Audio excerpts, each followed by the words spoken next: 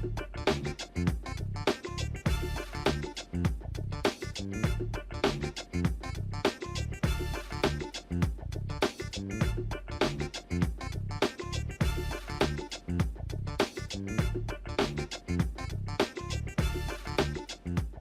is Wednesday, October 13th, 2021. Coming up on Roland Martin Unfiltered, streaming live on the Black Star Network. The Biden administration announces a plan to, that's right, relieve supply chain bottlenecks ahead of the U.S. Christmas shopping season. Folks, this is a huge issue. It is stopping furniture, golf clubs, millions of supplies all across America from getting into the country. We'll be joined by retired Lieutenant General Russell Honore to discuss the proposed plan and the basic mistakes that led to this monumental billion-dollar issue. An Indianapolis police officer is facing charges for stomping on a handcuffed man's head. We'll show you the body cam footage. It's a tweet mystery. Congresswoman Maxine Waters claims her Twitter account was hacked, and she knows who the culprit is. Twitter says otherwise. Shereen Mitchell is here to explain if a hack could happen without leaving a trace. Oh, Brett Favre. Donald Trump lover Brett Favre is one of many who owes the state of Mississippi money for misspent welfare funds, nearly $1 million. Brett, why won't you give that money back? And he believes legalizing marijuana will end the justification for the continued harassment, arrest, incarceration, and death of people of color in police custody. We'll be joined by the executive director of the Marijuana Policy Project right on this show. Plus, giving, donating, and fundraising just became a lot easy. In our Black Tech Talk segment, we'll tell you about the GiveBlack app. It is time to bring the funk on Roland Martin Unfiltered on the Black Star Network. Let's go. He's got it. Whatever the miss, he's on it. Whatever it is, he's got the scoop, the fact, the find. And when it breaks, he's right on time and it's rolling. Best believe he's knowing. Putting it down from sports to news to politics. With entertainment just for kicks, he's rolling. It's on go, y'all. It's Roland Martin, rolling with Roland now. He's funk, he's fresh, he's real, the best, you know he's Roland Martin now.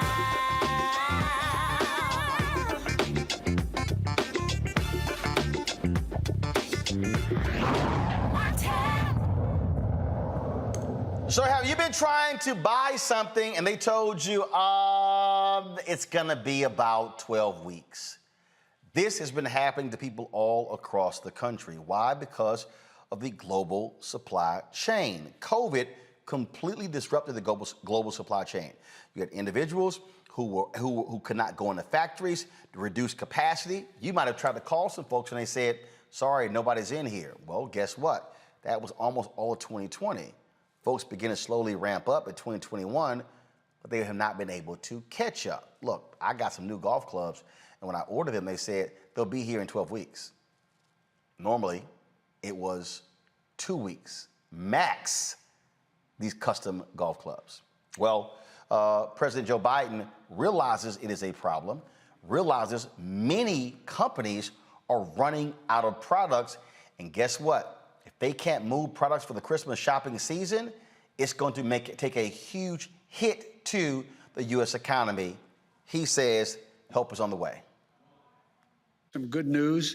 They're going to help speed up the delivery of goods all across America. After weeks of negotiation and working with my team and with the major union retailers and freight movers, the Port of Los Angeles announced today that it's going to begin operating 24 hours a day, 7 days a week. This follows the Port of Long Beach's commitment to 24/7 that it announced just weeks ago. 24/7 system, what most of the leading countries in the world already operate on now, except us, until now. This is the first key step toward moving our entire freight, transportation, and logistical supply chain nationwide to a 24/7 system. Now, President Biden says the two California ports account for more than 40% of all goods that enter the United States. Supply chain, folks, is a system of organizations, people, activities, information, and resources involved in supplying a product or service to a consumer in commerce. Joining us right now is retired Lieutenant General Russell Honore. Not too sure about this plan. He joins us now from Baton Rouge, Louisiana. All right, Lieutenant General Honore. So, what people don't understand, and those of you you serve in the military do understand, you can send troops somewhere, but you don't make a decision to send troops anywhere around the world unless you know how to get supplies to them. Air, water, ground. And even if you get it, fly it over there, even if you put it on a ship, how are you gonna transport it once it gets off that ship, off that plane, in order to reach those particular troops?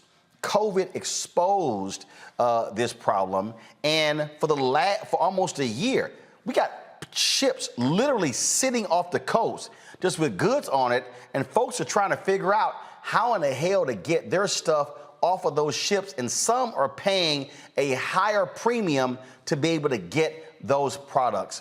How major of a problem is this? It could end up being a national security issue, which it is, because if this affects our economy, it affects our way of life.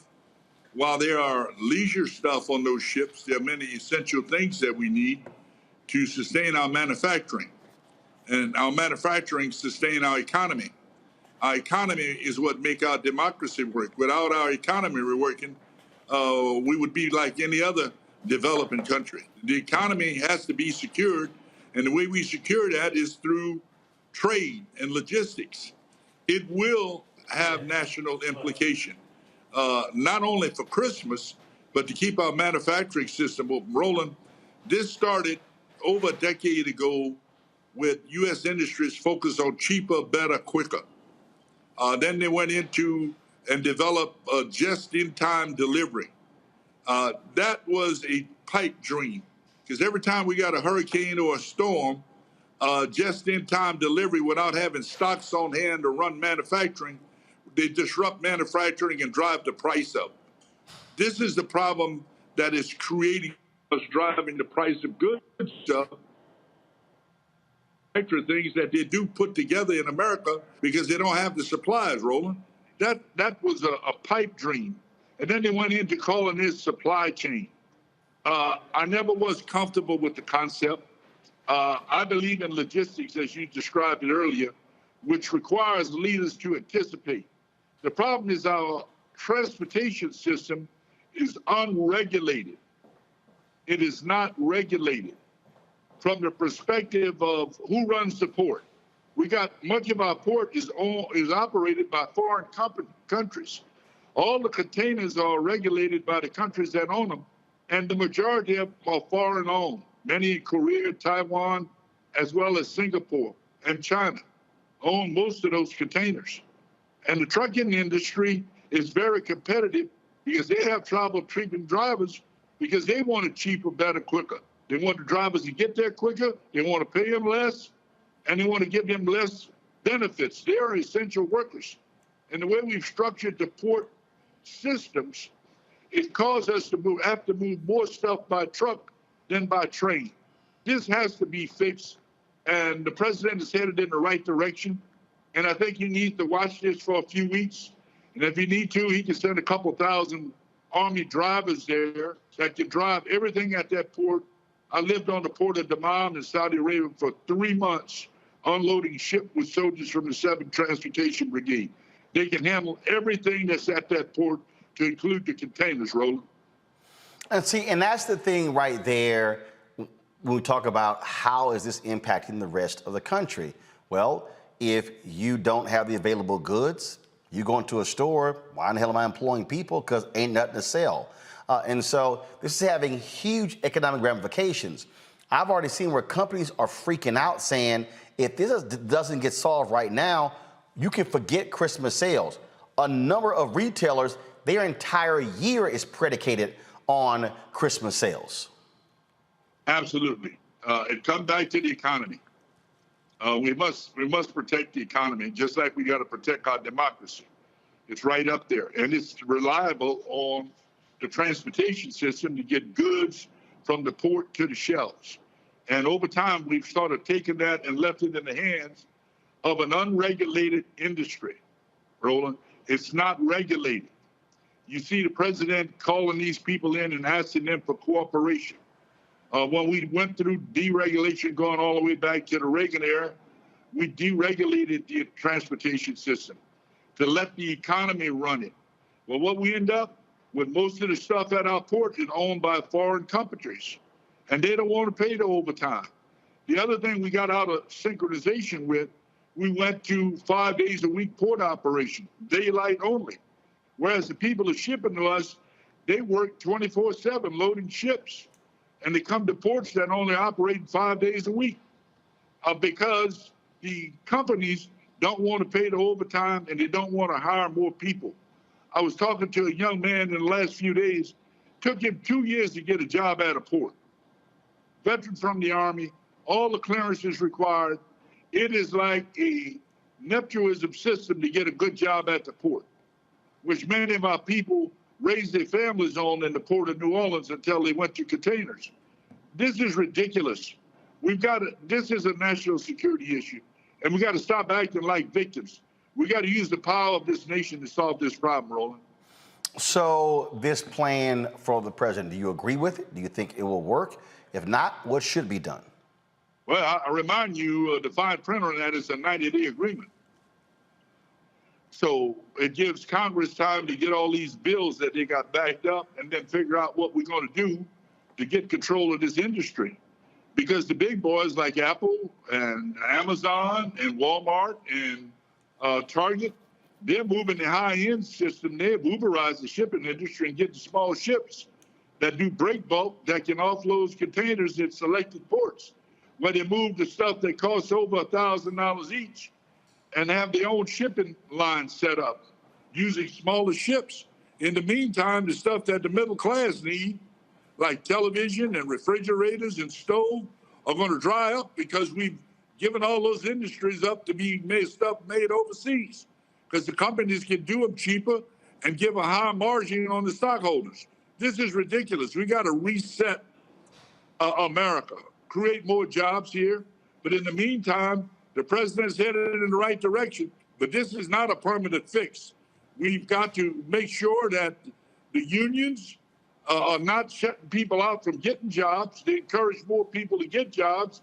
And they need a 24/7 workforce at the port.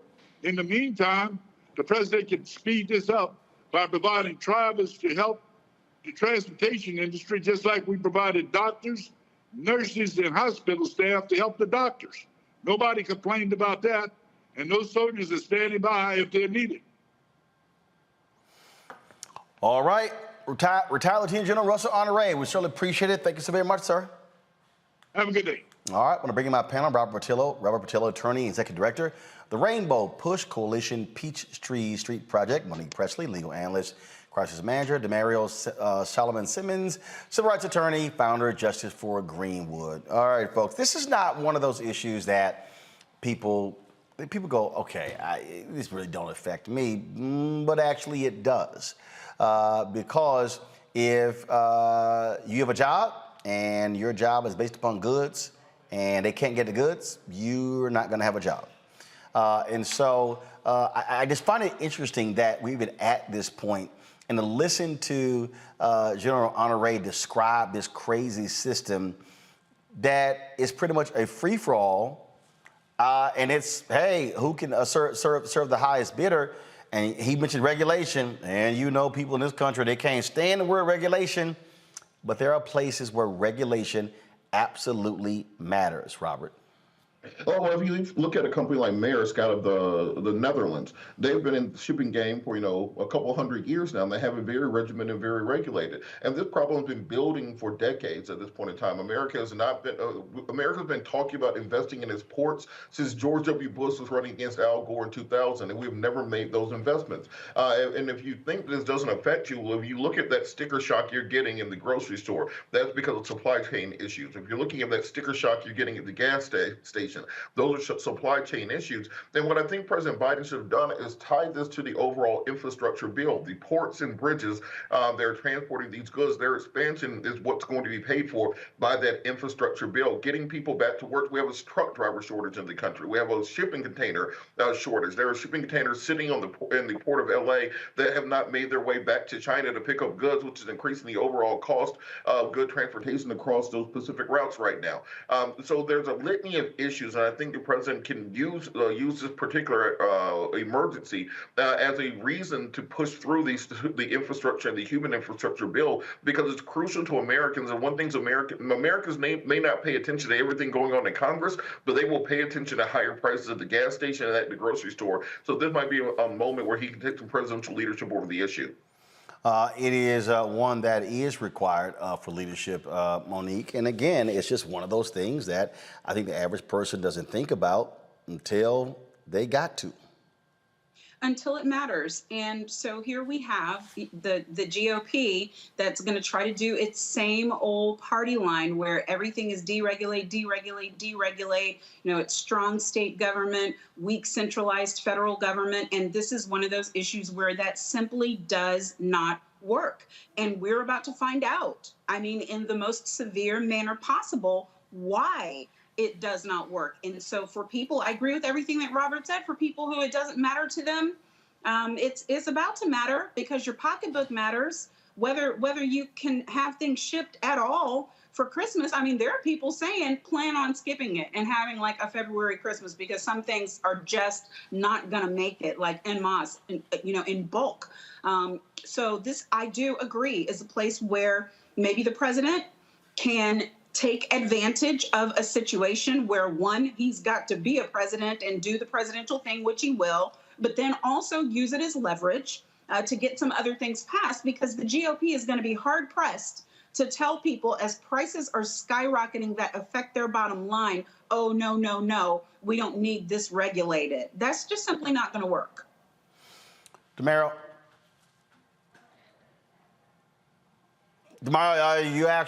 you're on mute. I know it's rough for you Omegas, but Hey, I agree with my panelists that this is just really an opportunity for President Biden to really show that what infrastructure needs are necessary. And I think it also really shows us the negative of deregulation, but couple that with privatization. They want to continue to put things in the hands of individuals or private individuals to make more and more money. It really shows you, as Monique says, some things should not be deregulated. How can our ports be in the hands of private entities and stop us from getting the type of items that we need each and every day? As the general stated, yeah, there are things like golf clubs or order some office supplies, but there are also medicines and other essential items that are sitting out in the ocean because we are allowing private businesses to prioritize profits over what's necessary for us as a country. It's ridiculous. And Roland, just lastly, I think also this may be a national security issue, as the general mentioned, in a different way, because one of the problems is we still only inspect about 5% of the containers that come through our ports. This is also how human trafficking happens, where individuals are put in shipping containers in Southeast Asia and then trafficked to the United States. This is also how terrorism happens, where if you look at what happened in Lebanon a couple years ago, where you had a port which just exploded, it would not be difficult for the enemies of the United States to pack a couple shipping containers with explosives and to completely destroy a U.S. port. And imagine how you could cripple the entire West Coast infrastructure if you were able to cripple the port of Los Angeles, or if you were able to do that in Newark, New Jersey, or Baltimore, places such as that have large port facilities. So there's every reason to federalize and to have the federal government step in on a national security basis in order to stop this backlog, and also to in order to protect the national security interests of the nation. The Republicans always want to talk about the southern border, but our ports are completely unprotected. And that's, if you were a terrorist, that is where you would try to attack, because you can load up tons of equipment and execute an attack that would cripple the U.S. infrastructure for months on end. All right, folks, hold tight 1 second. When we come back on Roland Martin Unfiltered, Congresswoman Maxine Waters says her Twitter account was hacked. Twitter says, no, it wasn't. What must you do to protect yourself? I'll break it down next on Roland Martin Unfiltered right here on the Black Star Network.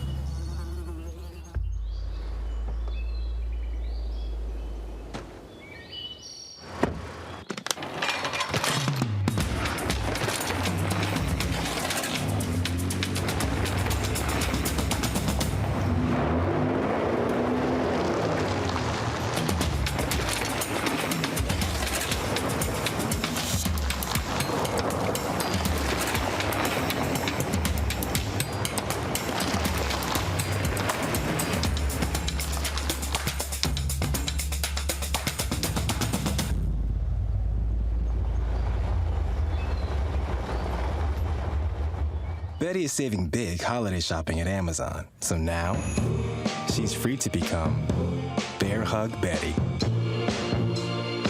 Settle in, kids. You'll be there a while. Ooh, where you going?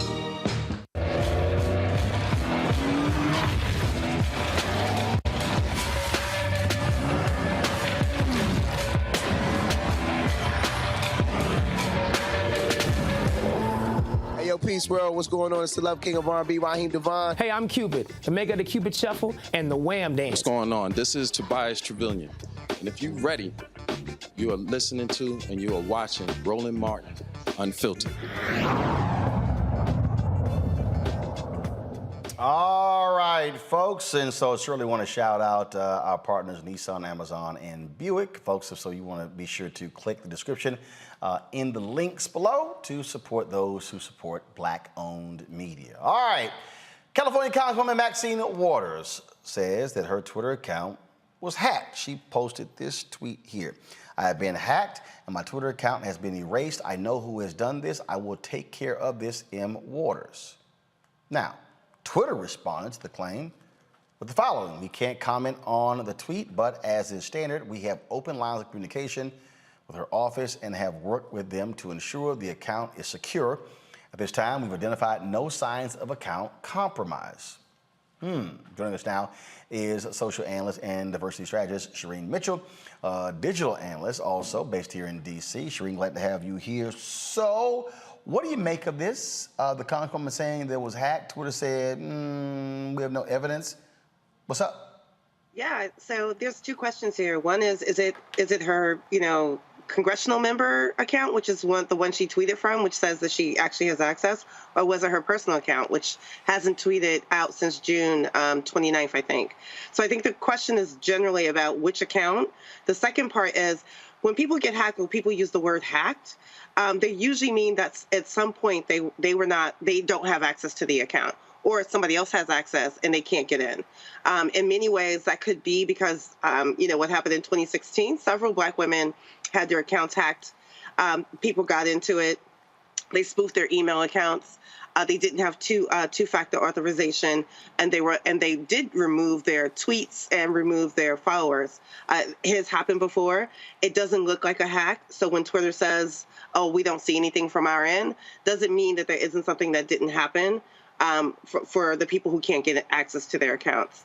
So at this point, we don't know which one specifically that she's talking about, but the responses I think that were happening were in reference to the fact that she was tweeting directly from her congressional member's account.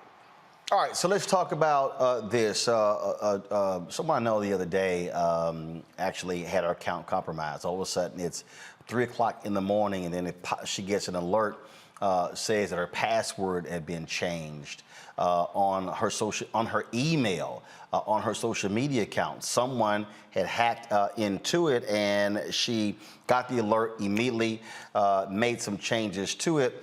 And this is something a lot of people just don't really think about when we talk about these accounts, realizing when you pick easy passwords or when you don't have a two-step authentication, you're asking for a lot of trouble. You are.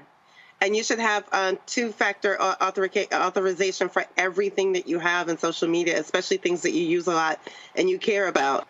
And yes, this has happened before. Again, like I said, people have had their accounts spoof. Others have had someone, magically figure out your password because you may be using the same password across all your social media platforms, which you should not be doing. You can do something like LastPass or other third-party access points that allows you to have different passwords, but you should have a unique password for everything you have. Okay, now, here's the thing. Hold on. So you said LastPass? LastPass. LastPass? LastPass. What's that? Oh, it's a third party. There's others out there, but it's a third party tool that you can use that allows you to sort of store your passwords. You may not remember them, but LastPass does. And then when you go into these new accounts, you have a brand new, spanking new password for each one of those things that you can get access back into your accounts and not have to worry about having so many passwords that you can't keep up with. Because that's where we are in this age right now, is having too many accounts. And so we try to come up with a simple password that makes it easy for us to remember. But usually when people do that, it makes it easy for someone to break in. And of course, you have, Apple has a particular feature now where it will alert you, hey, this password has been found on the dark web, and these are all of the accounts where you're using it. Yeah. So Apple has that. There are a couple of other features that you can sign into that allows that to happen. But yeah, that's the other thing that's important. Sometimes, from the tech side, they may get hacked, which gives access to your password, and that could get put out on the dark web. And so there's ways to just go out there and try to check on that. But yes, Apple is trying to do that. I think every platform that you're using should have some access point, but you can always go in and do your own security checks on almost every platform you have. To make sure that you have either two-factor authorization. You can also have what Google has this authenticator that you can use where it spurs a new number each time, so that within seconds, when you want to log into another in your account, you can go through that authorization so that no one else has that unique number, because only you could have it, because the system is generating new numbers for you. There's all kinds of ways to deal with this, but yeah, this is one of those moments where I feel like people need to understand, like this, if there's no other time like the present, change your passwords now. Okay, so before I go to my panel, so let's say I'm on an iPhone or iPad right now. Where do you go to check your passwords? It's usually under security. So on any one of your it says login or security. Those are the places that you always go check what they are. And for example, Google allows you to go through and see what's connected to your account, what's connected to your phone. Android has this. You can see what's logged into your phone. Some things you have logged in to your Twitter accounts, to your Google accounts that you've had logged in for so long, and you don't know if those companies have been compromised or not. So you need to make sure that you're doing like your own daily digital, cleansing to make sure that you're like making, if you don't use Tumblr anymore and that has access to your phone, you should probably, disconnect it. All right, questions from the panel. Let's see, who do I think is probably the most digitally challenged? It would be the Omega, DeMario. Well, first of all, I just want to say I believe Black women, and especially Auntie Maxine Waters, Congresswoman Maxine Waters. And she says she was actually hacked, and I'm going to believe that before I believe Twitter. I really appreciate this segment. I appreciate this sister giving that great information. I'm not as technically challenged as Roland wants me to be because I am an Omega, but I would like for you to expound on people like my mother, who's a lot older, who just not keeps saying she don't want to pay any of her bills online because of these very issues. Can you talk about that, why that's safe and how to do that in the most safe way and to be safe on the internet? It's so funny that people talk about not logging in for their bank account information. I actually was able to, years ago, it was a phone, like it was a dial-up, it was a phone where I could push buttons on a phone to get access to my bank information and to pay bills. So it's funny to me that people don't want to use a website because it's so much simpler than having to dial up from a phone. But the security, especially for banks, like their level of security is higher than most other places. To be honest, I find that tech companies seem to be a little bit too lenient about their access points. We can go into a whole bunch of conversations about that. But when it comes to banks, that's the one place that not only are you secure, but the ways in which they have that security. Excuse me. Now they're like more banks now are making you do two-factor authorization as well. They're always checking your information and making sure it's that they have all those access points. Some banks are actually making it impossible for you to get in unless you get a phone call. So she can use, like, that's another way that she can have access and feel secure, because that phone number is going to be hers, and that phone call comes to her in order for her to get into her bank account. So believe me, the level of security on the banking industry is superb. Monique? Yeah, I don't think I have a question, except why won't her office either say that she did not tweet this or that it was an error? I mean, are we supposed to ignore the fact that she says her Twitter account was erased and it wasn't erased? Like, neither account was erased. Her 1.5 million followers are still there. The data is still there. Whoever tweeted that message had access to the account to tweet the message. And I've never seen Congresswoman Waters sign anything, M. Waters. So when I read that, I thought that was the hack, but then it just stayed up. So I'm just confused about all this. Not only did it stay up, why they cleaned it up. There's been nothing since. So why are they being so quiet? I mean, I guess it's the crisis manager in me, but y'all are making a mess. So not only did it stay up, there has been no tweets since. I double checked before coming on. That's what I'm saying. I just looked. And the account that isn't and hasn't been tweeting is the one from June 29th, which is her personal one. But it wasn't erased. No tweets have been erased. Now, don't get me wrong. It looks like some tweets were deleted on her representative account, which is being reported. I think the silence at this point is the question I think we all have in terms of why there's no more exchanges and no further conversation. So I think she thought that her other account might have gotten erased because there weren't that many tweets there, maybe 1,000 or so tweets from that account. So she clearly can't get in it to see it if that's the case, because it hasn't tweeted. And that may be the case, that there's someone who had access to that made it impossible for her to get into. She may have, again, left it open for someone else to have access.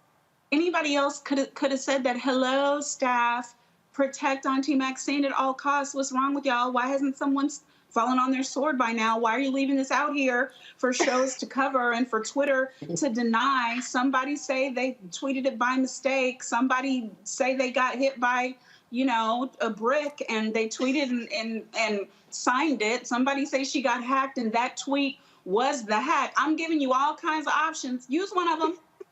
Let's fix it. Let's fix it. That's all I gotta do. I gotta just fix it because like you said, protect. You don't know it. But she can't get into her personal account and somebody else has access to it, technically it's hacked. So maybe they're still trying to confirm. That is a great theory. Can you call them with that theory? I like it. Robert, question. I think many people, we want to follow the protocols that need to happen in order to secure our accounts. But most people are at this point in time suffering from password overload, just trying to remember the number of passwords for your main account, for your Twitter, your Instagram, your burner account that you go after the haters with, your banking information, logging into your student loans, etc. What are some either apps or services that can coordinate and maybe consolidate your passwords so that it's easier for you to keep up with it? And at the same time be secure. She just told you. You're not listening. Robert, where in the hell were you playing with one of your guns or something? I mean, like literally. No, like literally. Exactly what she said. Literally, she gave it. Literally, she gave it. I asked again. No, Robert. Robert, I know Scott not here, but you're going to get a Scott Bolden ass whooping today because She gave it. I asked her to spell it. She spelled it and made it clear. What were your ass doing? Hey, look, the slow folks in the back. It's been a long day. I'm still at work. So can you repeat it for the slow people in the back?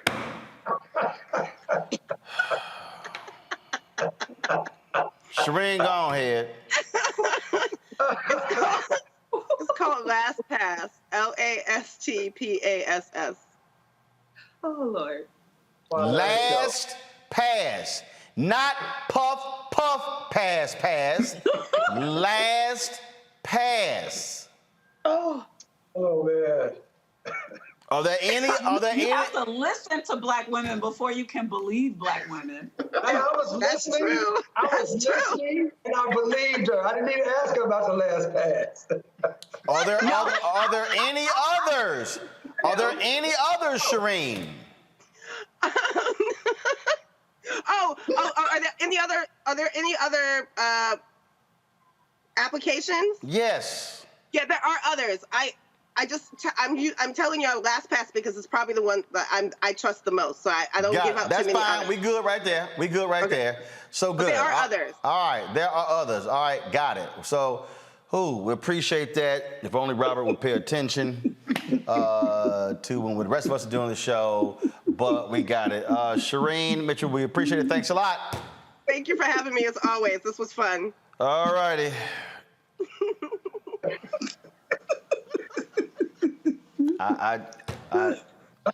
Unfiltered, man. It's unfiltered. Somebody, Angelo Sanchez on YouTube said Robert was probably playing Call of Duty while she was talking. That's what they said. All right, y'all. I really don't mind really stuck on stupid Republicans showing who they are. Did y'all see what this polar child, Kim Klachik, how she thought she was trying to own President Joe Biden and the economy? How many of y'all were aware of this? Okay, so I'm hold on one second. Don't pull it up yet. If it's just if you're gonna post something, I mean, at least double check. Y'all, Polar Kim, remember she tried to run for Congress against Kwasi Mfume? Got dusted. You a Republican, black Republican in Baltimore. I could tell you that. Y'all, she posted this today. Go ahead and go to my, do y'all have it? Go to my computer. She shows a photo of empty shelves. And it says, a look at Build Back Better. Do y'all see that? Do y'all see that little symbol right there? Out. That little symbol, y'all, is not located in the United States. This, y'all, is a photo of a store shelf from out of Europe. Twitter has been roasting her ass for hours after posting this. Now, Lil Kim has deleted the post. Yeah, but ain't nothing like a screenshot. See, this, she says, a look at hashtag Build Back Better. How about a look at hashtag My Ass Ain't Smart? Lord have mercy. Who wants this? The floor is open. I will take it because apparently today is the day to give professional advice. This could have been quickly handled, Miss Ma'am, where you salvaged where you didn't get any further damage to your reputation. You could have said, got me, my mistake, and then quickly found a picture of an empty grocery shelf in the United States. You could have said what was likely true, that you reposted somebody else's stuff without paying attention to it from all of those under darkness, Ethernet kind of black places that the far right GOP gets things, but you don't just delete and not respond and let the roasting continue. I mean, you either got to laugh with people and laugh at yourself, which can be appreciated, or you got to come up with a plausible explanation. You're doing neither. Again, if she has a team, y'all, fix it. This is not. How about just saying black women? How about saying you got hacked? You are.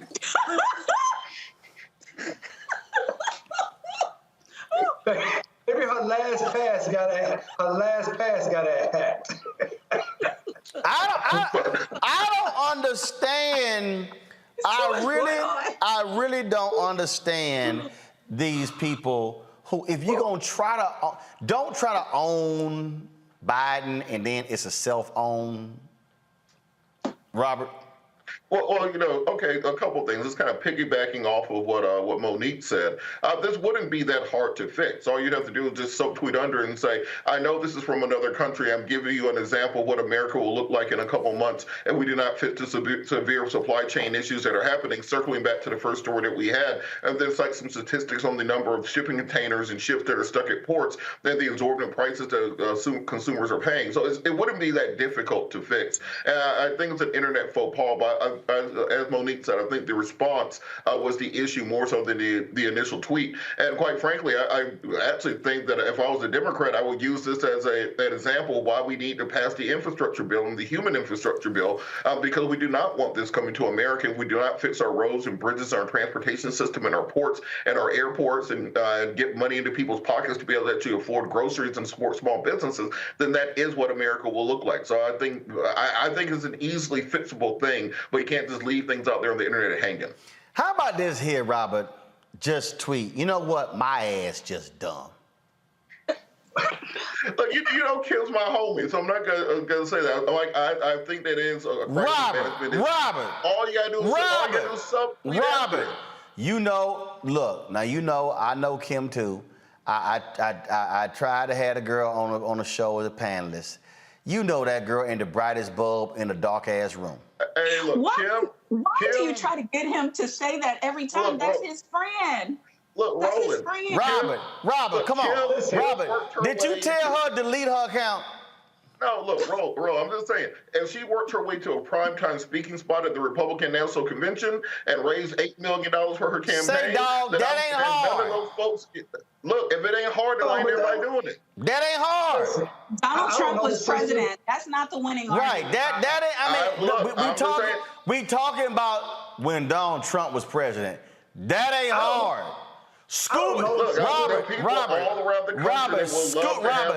Robert, Scooby-Doo could have got a speaking role at the Donald Trump Republican National Convention.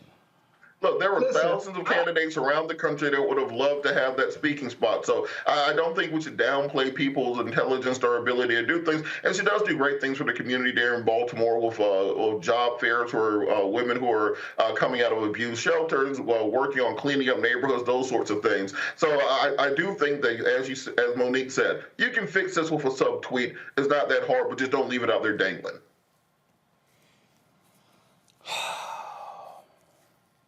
I would have went with I'm just dumb.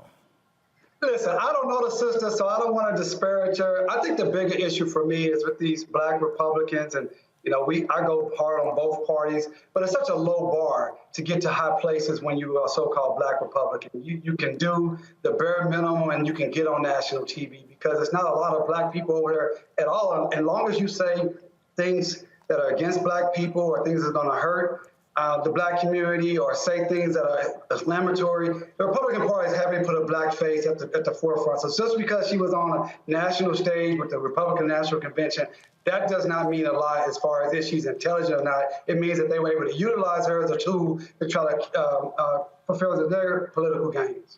Well, I got to go pay some bills, but when I come back, I'm going to talk another dumbass black Republican. Matter of fact, you know what? I might want to create a new segment called Crazy Ass Dumb Black Republicans. I'll be talking about Herschel Walker up next.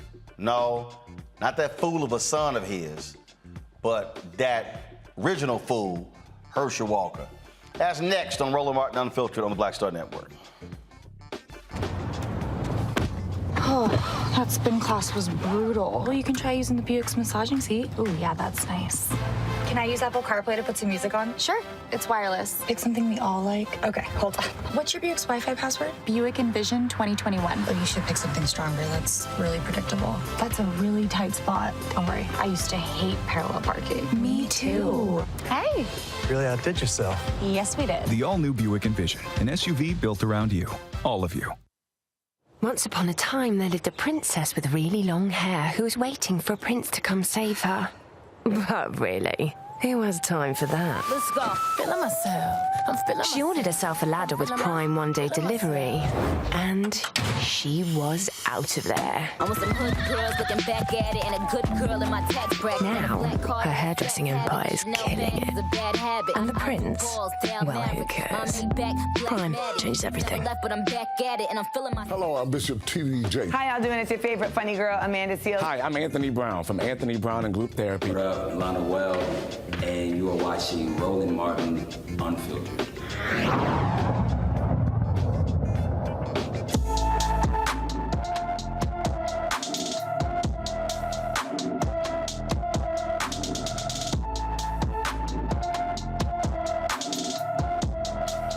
All right, folks, every day here on Roland Martin Unfiltered, we are going to feature someone who is missing. Sequoia Cooper, missing from Columbus, Ohio. Height is 5'5", weighs 145 pounds. Hair color is black. Eye color is brown. Folks, again, Sequoia, first of all, again, the names. Devin Cooper, who goes by the name Sequoia, has been missing since August 31st, 2021 in Columbus. Last seen driving a black Ford Fusion on the way to the store. Never made it. Described as 5 feet 5 inches. Again, 145 pounds, black hair, brown eyes. Any information, folks, please contact the Columbus Police Department Missing Persons Unit 614-645-2358,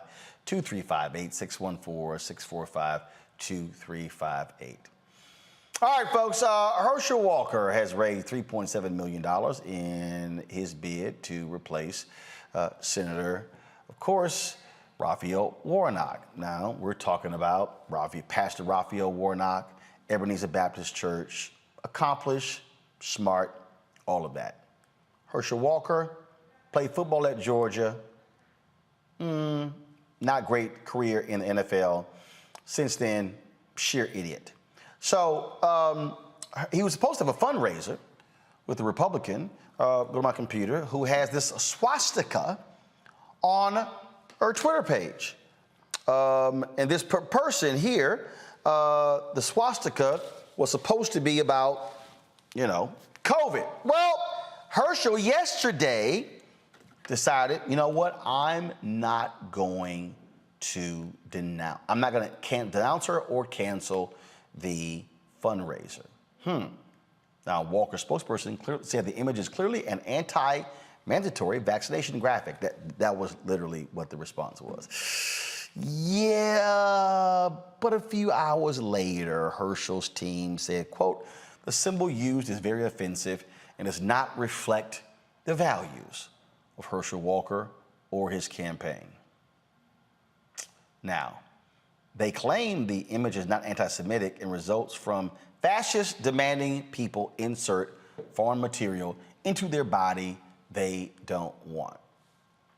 Right there, I don't know who this so-called film TV producer is, but they gotta be an idiot. But, Robert, you're there in Georgia.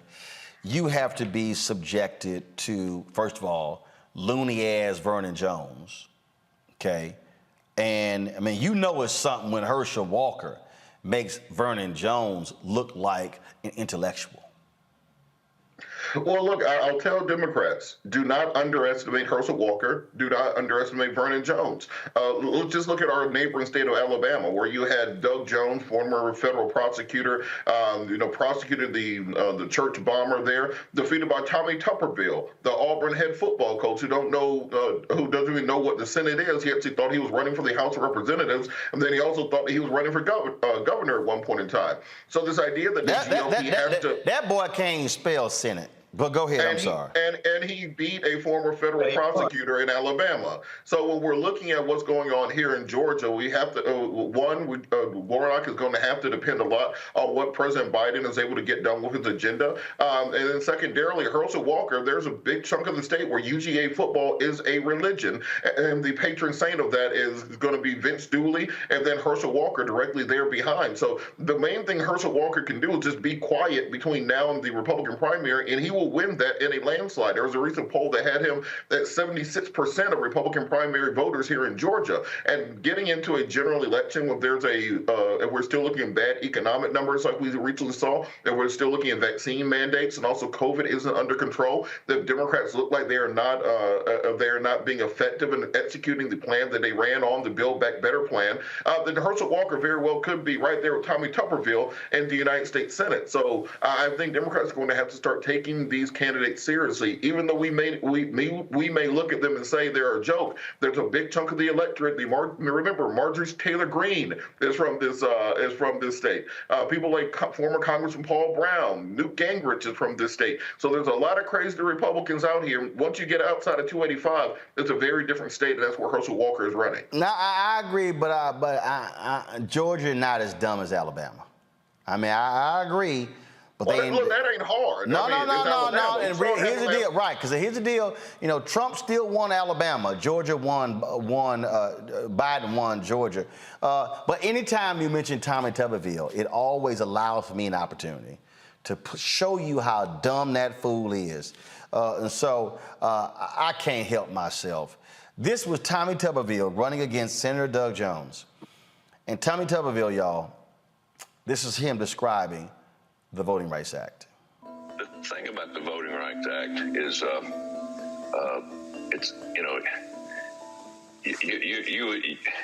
there's a lot of different things you can look at it as. Who's it going to help? What direction do we need to go with it?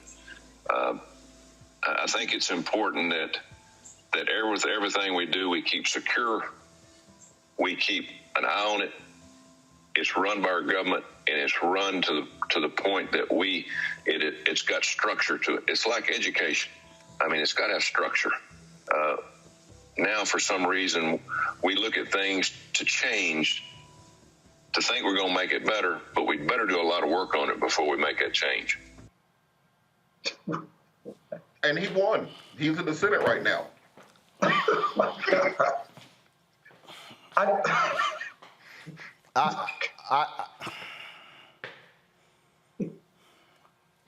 DeMario, that's just a level of dumb.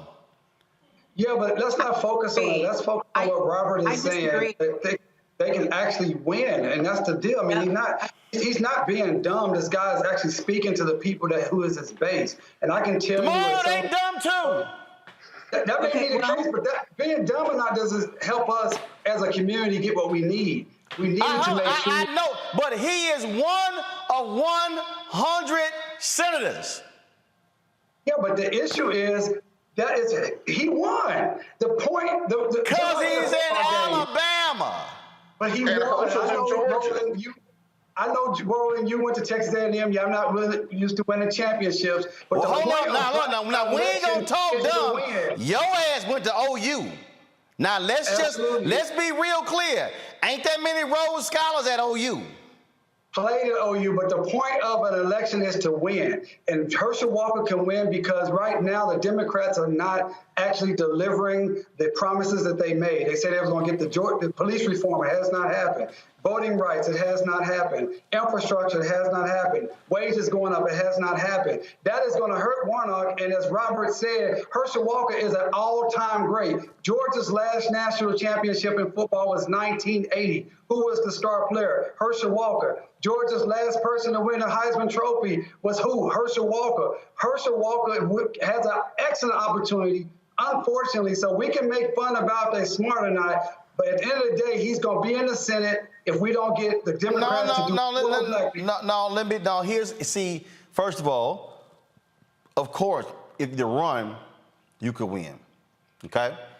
But the thing is, I'm not going to stop mocking and making fun of this idiot because he is an idiot. And what I am going to do, Monique, is I'm going to always show and speak to the intellect and the smarts of Senator Raphael Warnock over this idiot Herschel Walker. Now, I absolutely agree that Democrats must get things passed in the U.S. Senate and must be signed into law. What I do also know is that Pastor Raphael Warnock is very well liked in Georgia and is delivering, especially for those rural parts of Georgia, those farmers as well. But what I'm not going to do is overlook when this fool here was going to do a fundraiser. Now he's backing off. Now he's canceled the fundraiser for somebody who knowingly and willingly uses a swastika on their Twitter page. Monique, go ahead.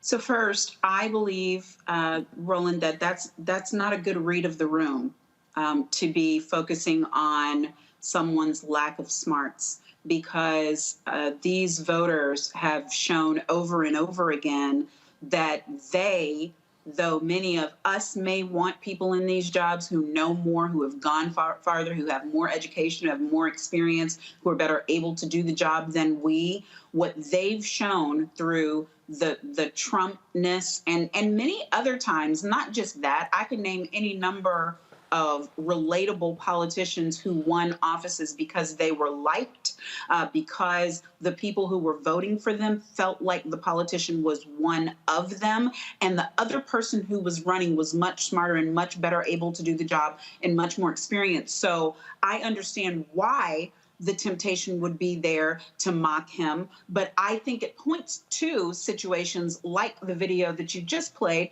from now Senator Tuberville, in that I didn't think he was being stupid at all. I thought he was speaking in a code that everyone who follows him and votes for him understands. Because when he asked questions like, what's it gonna do? Who's it gonna help? He's saying quite plainly, it's going to help people other than you. It's not going to help my base. No, Monique. Monique. You're giving him a lot more credit by saying he's speaking in code. No, that dumbass had no idea. Hold on. You don't know. He had no idea what the Voting Rights Act is. He had no idea. But the people who did knew that who it was going to help was not them. It wasn't going to help his party, which is why we still don't have it. It wasn't going to help them, the people who were his base voting for him, and him saying, before we try to fix something, let's figure out whether it's broke. We may make it worse. He's saying worse for us. You don't agree with the code? Fine. Let's move on. I agree with everything that Robert and Demario said about Herschel. I still remember the best of Herschel. I'm a football person from way back. I can't really, if I don't listen to him and figure out how ridiculous he sounds right now and how twisted he is, I can remember when it was a big deal that he was a Heisman Trophy winner. I can remember. And people will look at him and they like good-looking, nice, smiling, affluent, pleasant, colored. No facial hair. And he fits the bill. So I think we take it seriously.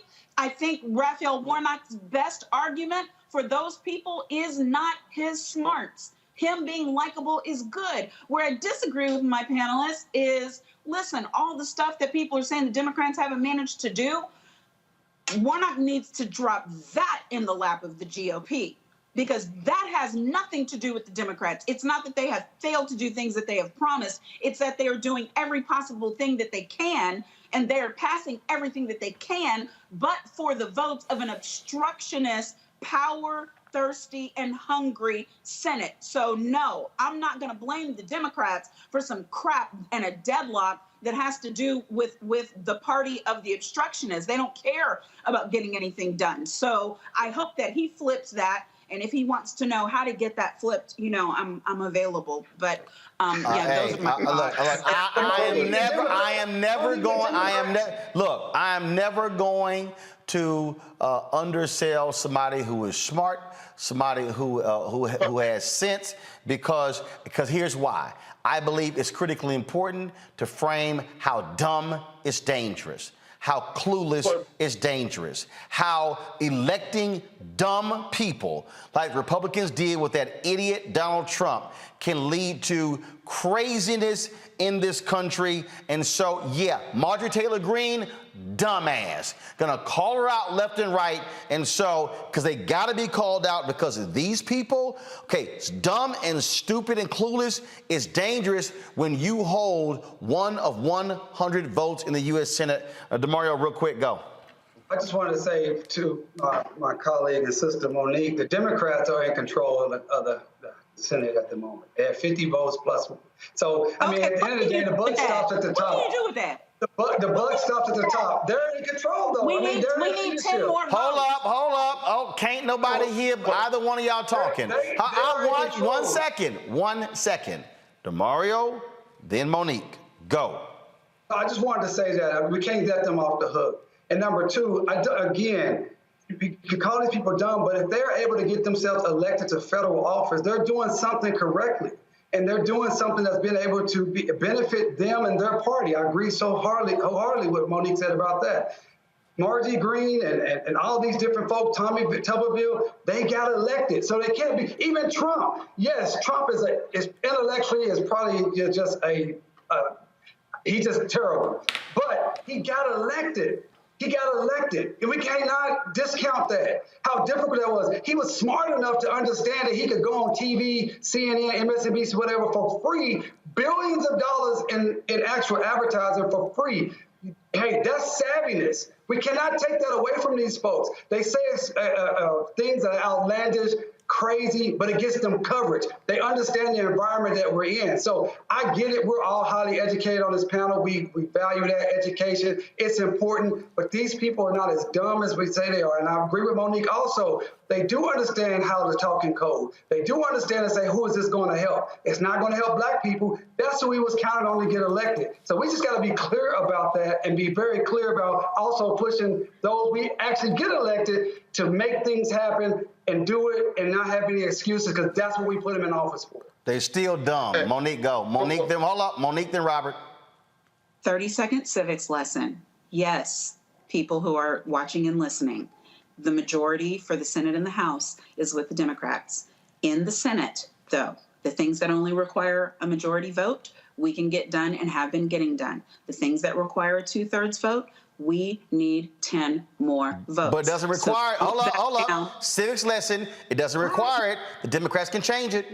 Okay, yes, we can change the rules and we can live with the rules as changed. So we have lived with what that change means, and what we really should do to ensure that we don't have to do that is get the numbers we need. I know Robert's going to be coming in. Where we're going to get him, where we're going to get him. Listen, the thing is this. If we are proof, we're filibuster proof, we're majority proof, which we should be, because this GOP, guys, they do not care about their constituents. They don't care about anyone. They are on mob rule right now. They're taking away women's right to choose. They're taking away your voting rights. They don't care if you are paying higher taxes when it suits them. They don't care about whether you get goods, whether your baby got goods for Christmas. They don't care about anything but being obstructionists. They didn't care if we paid our bills. So when you have a GOP like that, you vote them out. Listen to the other members of the Republican Party who are voting Democrat across the board, not because they are Democrats, but because they are sane. So that is what needs to happen now. And I'm in favor, I am, of getting rid of the filibuster, but I understand those who believe that it will come back and bite us in the ass. I just think that desperate times call for desperate measures, and it is a necessary desperate measure. Robert? So Well, look, we got to stop with this idea that being smart gets you places in life. It does not. Look, Hillary Clinton was smart. Donald Trump was dumb.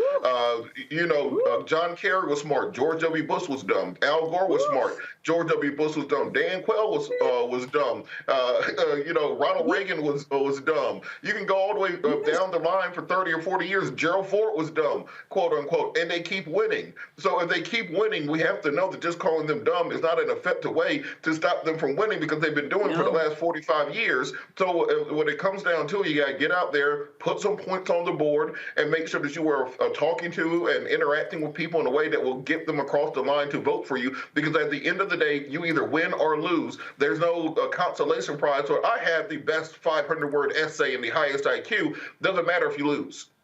That's right. And the Rhodes Scholars that we got in, right? If you're going to look at a Clinton or if you're going to look at an Obama, it was almost that they had so much charisma that their smarts were hidden. So the people who aren't into the elitist smart faction voted for them because they liked them. Oh, hell no. Here's what we're not going to do. We're not going to diminish the reality and how your fucking brain works. And so part of the problem that we have right now is playing to the illiterate. Look, Obama was smart, but he also was an effective politician. Hillary Clinton was extremely smart. The problem was she was a horrible campaigner. That is the reality. Donald Trump beat somebody, the one person who he could have beaten. First of all, President Joe Biden, when he was running, was not like Mr. Charisma, and Mr. was killing it on the campaign trail. Why did he win? Because he still represented somebody who was smarter than the other person. What I'm saying is this here. We cannot, here's the deal. You actually, one second, you actually make it easier for the other person when you sit here and go, yeah, I know they're dumb, but I'm gonna lower myself. No, you need somebody who is confident, who is smart. Excuse me, I'm talking. You need somebody who is confident, who is smart, who knows how to communicate with the public. And what I'm saying is this here, Herschel Walker, Mr. Bipolar, Mr. who pulled a gun out on his wife, Mr. who's outlandish, the guy who actually loves and adores Donald Trump, yes, I'm going to call him dumb. I'm going to blast him as being dumb. And I'm going to say enough with dumb people in the United States Senate. We need people with brains and smarts. And you know what?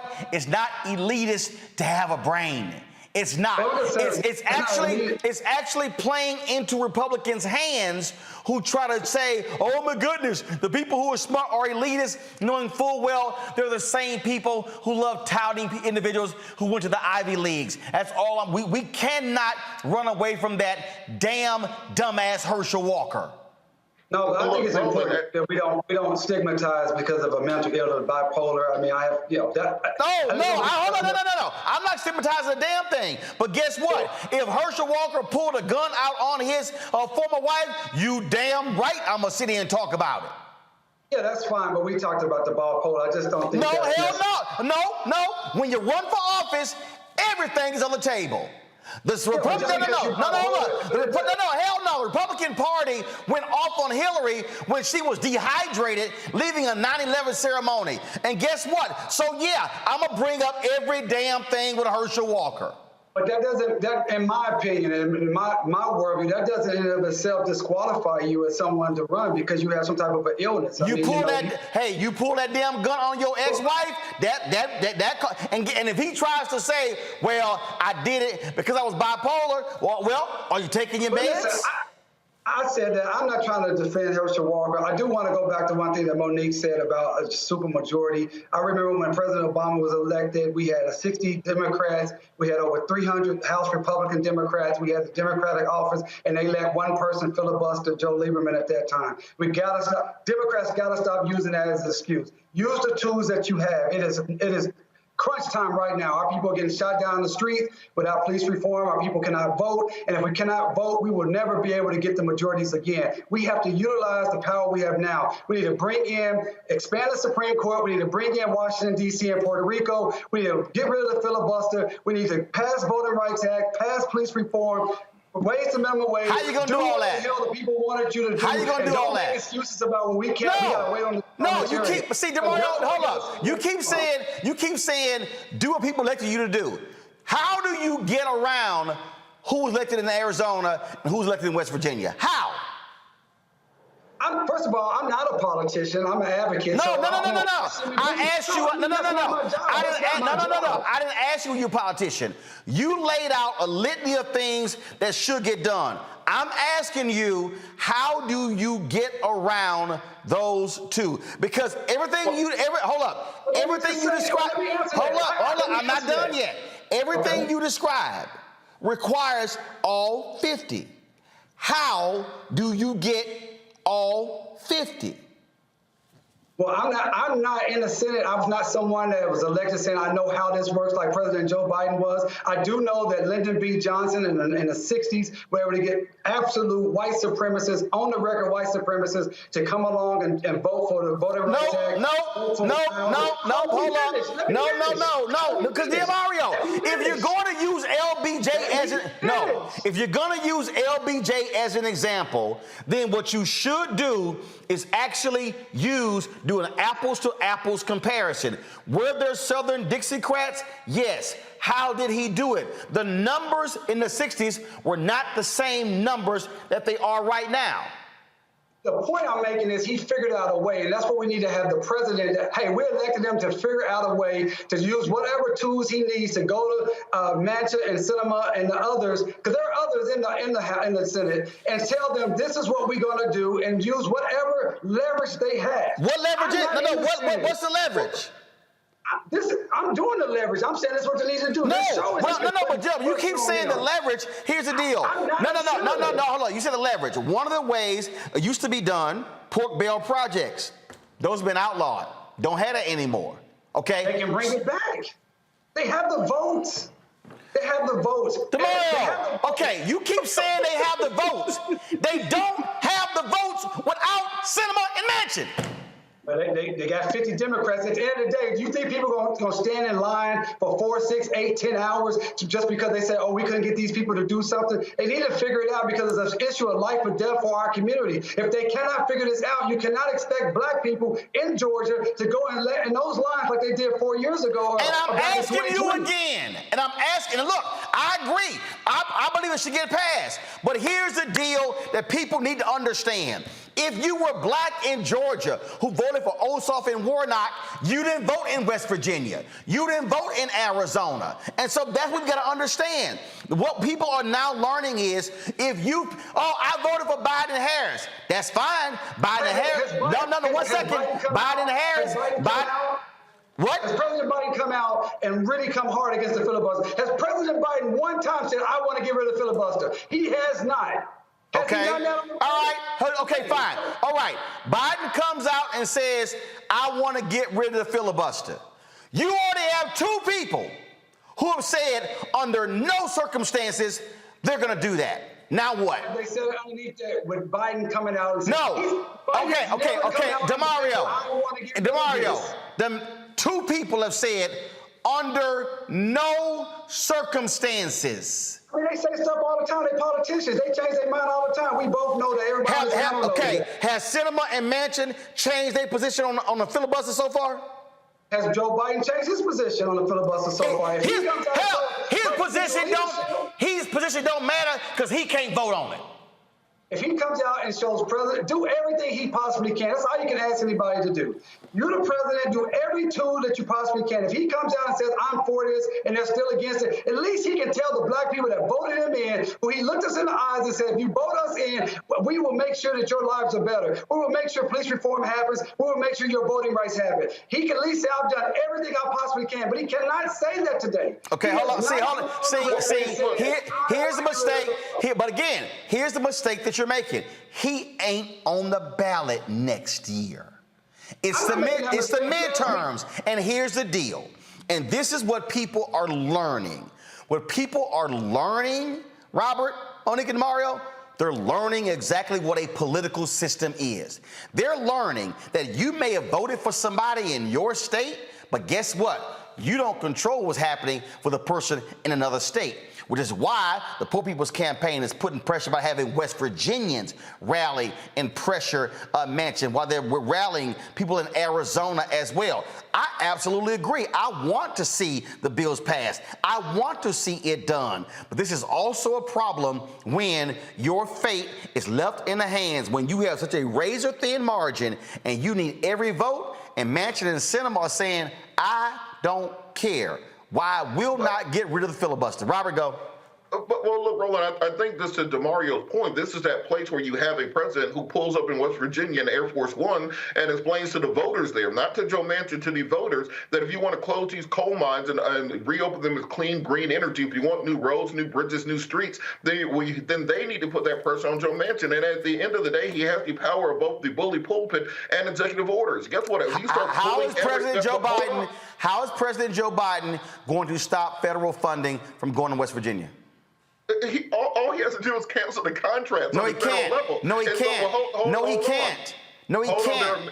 Pork barrel ended. What you're describing used to be able to be done. When they got rid of pork barrel projects, that was the lever presidents and appropriators used. They got rid of it. Look, Roland, what I'm saying is just do the exact same thing that President Trump did last year to Republicans. Remember, one day Republicans will say, well, this is disgusting, I can never do it. President Trump will have a meeting with them. The next day, they're all in line like little sheep. It doesn't matter what he did. He can get them to deny the election. He can get them to be in favor of wall funding. He can do a Muslim ban. So why is it Republican presidents seem to have more power when they're in power than Democrat presidents do? Democratic presidents always seem to be talking about all the things that they can't do. Republican presidents seem to get those things done, whether you like it or not. So he needs to use that power of the bully pulpit and of the presidency to pressure those senators, which we have not seen yet. And y'all keep saying this bullshit as if y'all act like there's no difference between both parties. The reality is this here. The Republican Party is a far-right party. The Democratic Party has liberals, has independent, has moderates in it. The reality is there is no Republican equivalent to Manchin Sinema. There's no Republican equivalent to Bernie Sanders, to Angus King. There's no Republican. That's why. So when Donald Trump threatens a Republican, Donald Trump knows I can oppose you in a primary and take you out. Hell, Biden knows he cannot run somebody against Manchin and win in West Virginia. He knows that. He knows it. If you're running scared, you ain't gonna win. What do you mean running scared?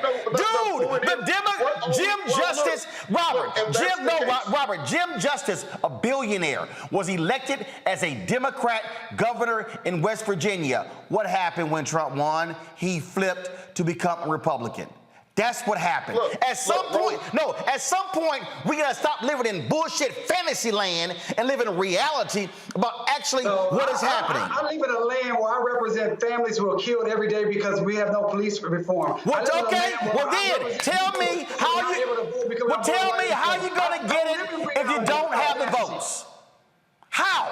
I'm saying the president, listen, I live in Oklahoma. My vote always never counts on the federal level. It's red as red can be. As soon as they stop voting, they count to the Republicans. But the president of the United States of America is President Joe Biden, and I'm saying that he is not doing enough to put pressure on and do everything in his arsenal to make sure that our lives are protected, our votes are protected, our livelihoods are protected. I'm going to continue to say that. I am not the president. I am not a senator, and I'm going to continue to push for them and those who I represent and those who I advocate for to push those who are in power and not allow them to say I'm not doing this because of one or two other people. Get it done. If you can't get it done, hell, it's almost better to just let the other people be in charge. Because we thought this was going to be a transformational election. Hell no. Absolutely not. See, again, right there, I get your point, Mario, but that's bullshit. Because here's the reality. If you let what you just said, let them be in charge. If you let them be in charge, the Republican Department of Justice does not look like the Biden Department of Justice. The Trump Department of Health and Human Services does not look like the Biden Department of Health and Human Services. The Trump Commerce Department, EPA, does not look the same. Look, I'm with you on that. I want the bills passed. I'm saying put pressure on Biden. But what I'm saying is, at some point, people are going to have to stop getting out of Disneyland and deal with the reality that you have a different situation, a different political reality on the Democratic side than you have on the Republican side. You have a different apparatus. It is a fact. It is a simple, basic, fundamental, no-holds-barred fact. And so, but I'm never going to stop advocating. I'm never going to stop advocating. And I'm saying that as well. But what I am saying is this here. I'm saying that when we're looking at reality, they have a system set up with rules. You need 60. Unless you can find 10 Republicans, it ain't gonna happen. And so now you're left with a situation. And so now, here's what people are going to have to decide next year. Okay, a folks gonna say, you know what? I haven't seen stuff delivered, so therefore I'm gonna sit it out. What you got next year? Open seat in Ohio. Open seat in Pennsylvania, open seat in North Carolina. You got an open seat. Well, first of all, Ron Johnson, you could win a seat in Wisconsin, and you got Val Demings in Florida. That's 5 seats. Democrats hold their majorities. What you might be facing is not 50-50. You might be facing 55-45. You might be facing a different situation here. And guess what? You win 4 of those 5, or all 5, you just negated Manchin and Sinema. And now you can break the filibuster. But here's the whole deal. We got to be honest with people and say that, because you already got Trump sending a statement out today saying the Republicans do not overturn the election results. He's going to tell folks to stay home in 2022 and 2024. Great. I hope they all stay home. But I'm saying I'm going to be honest with people. I'm going to push Biden, do more, but I also got to be realistic of what I'm facing with Sinema and Manchin, 2 people who don't give a damn about the pressure. And I'm saying I'm going to tell anybody, don't stay at home in 2022, because guess what's going to happen? If the Republicans, it's 50-50 right now, if they get control of the U.S. Senate, nothing will ever get passed. Guess what? Democrats could lose the House as well. What then happens? Republicans control the House and the Senate, and then when you say let them be in control, then they'll be in control, and then we'll see what happens when they are in control. No. So I'm going to a break real quick. When we come back, we're going to talk marijuana policy here in the United States. Roland Martin Unfiltered on the Black Star Network.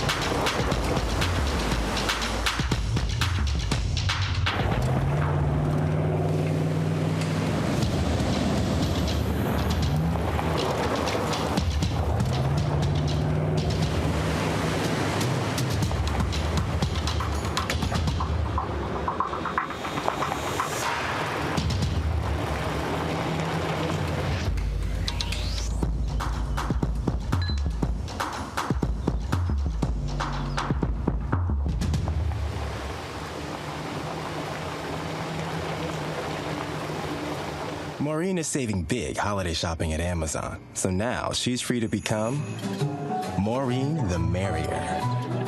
Food is her love language, and she really loves her grandson, like really loves. Peace and love, everybody. I'm Purple Wonder Love. Hey, I'm Donnie Simpson. What's up? I'm Lance Gross, and you're watching Roland Martin Unfiltered.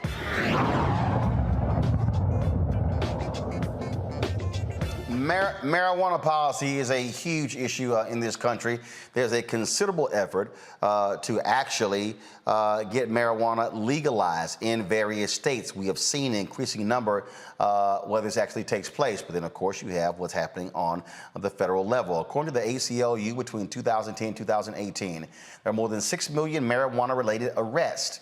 Black people more likely to be arrested for marijuana possession than white folks in every state, including those that have legalized marijuana. Joining me now is the Executive Director of the Marijuana Policy Project and Interim President of the U.S. Cannabis Council, Stephen Hawkins, here in D.C. Stephen, when we talk about this, what people don't understand is you have a mix of laws. You have a federal marijuana policy, then you've got these state policies. What may be decided in Washington State, California, Colorado is a hell of a lot different in Mississippi, Texas, Louisiana, Florida, Arkansas. Well, that's right, Roland. And we know that we have decades of racist law enforcement and criminalization that has really been at the heart of cannabis being prohibited in the United States. There was a time back in the 1880s, over 100 years ago, it was legal. And when the jazz era came in and jazz artists started using cannabis, we saw the federal government begin to clamp down. And then with Nixon in 1970, he literally put cannabis on the same level as heroin, which no one in their right mind believes that. But that's where we've been for these 50 years now. So we're seeing states, as you mentioned, we've seen several states now legalize cannabis for retail sales and have allowed it also for medical purposes. But then you have lots of other states like Mississippi and Georgia and others which are still not only prohibiting cannabis, but also having some of the worst laws on the books in terms of criminalization. So, for example, Roland, in Alabama, on your second offense, no matter how much cannabis you had, you end up serving a year in jail.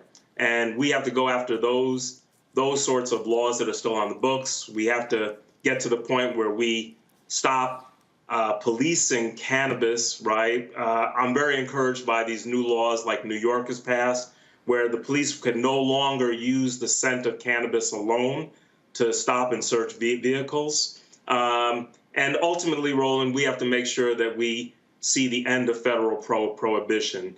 And, many folks in the Democratic Party have moved that way. We have a president who has not embraced legalization. So we still have work to do. To get to the point where we're ending federal prohibition. Okay, so how do you end it on the federal level? Legislation? Yeah, it's going to take legislation, and I think, Roland, once we're at the point now where so how many Republicans support it?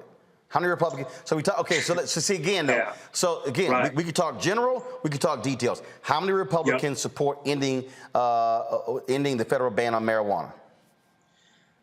When we have maybe at the most maybe 20 Republicans in the House, and we got no. I mean in the Senate. You probably do you have first of all, do you have a majority of Democrats who support it in the House? Yes. So you don't even need Republicans to vote on the bill in the House. That's right. In the Senate, how many Republicans support ending the federal ban on marijuana in the United States Senate? We have maybe 2 or 3 on record, right? So we have to get others on board. So unless the filibuster's ended, you need all 50 Democrats and you need 10 Republicans. You got it. So right now, you don't have it. Don't have it now, right? And that's where, Roland, states, so we're in this situation, right, where we have states like Montana, which have now legalized through a ballot effort, South Dakota, right? And so here's the thing with cannabis, right now in the country, right? This is, we win in the reddest of red states, right? So the problem is that the politicians in those states, right, whether it's like Senator Rounds in Montana or someone like John Thune in South Dakota, they're thumbing their nose at their own constituents, right? We're winning in Montana by a comfortable margin. We won in South Dakota. Mississippi had a ballot initiative for medical. So our work is going to be really how do you begin to mobilize some of those folks in those states to begin to put pressure on their senators. So, we're not going to see the end of federal prohibition, probably in this session of Congress. But I think, Roland, it's probably a 4 or 5 years out that we'll get there. And we're also going to continue to see states legalize, right? We'll probably be at half the states in the country by the end of 2022. So really your strategy, let's be honest, your strategy is not really, trying to go after the federal. If you flip more states, that's going to put pressure on federal.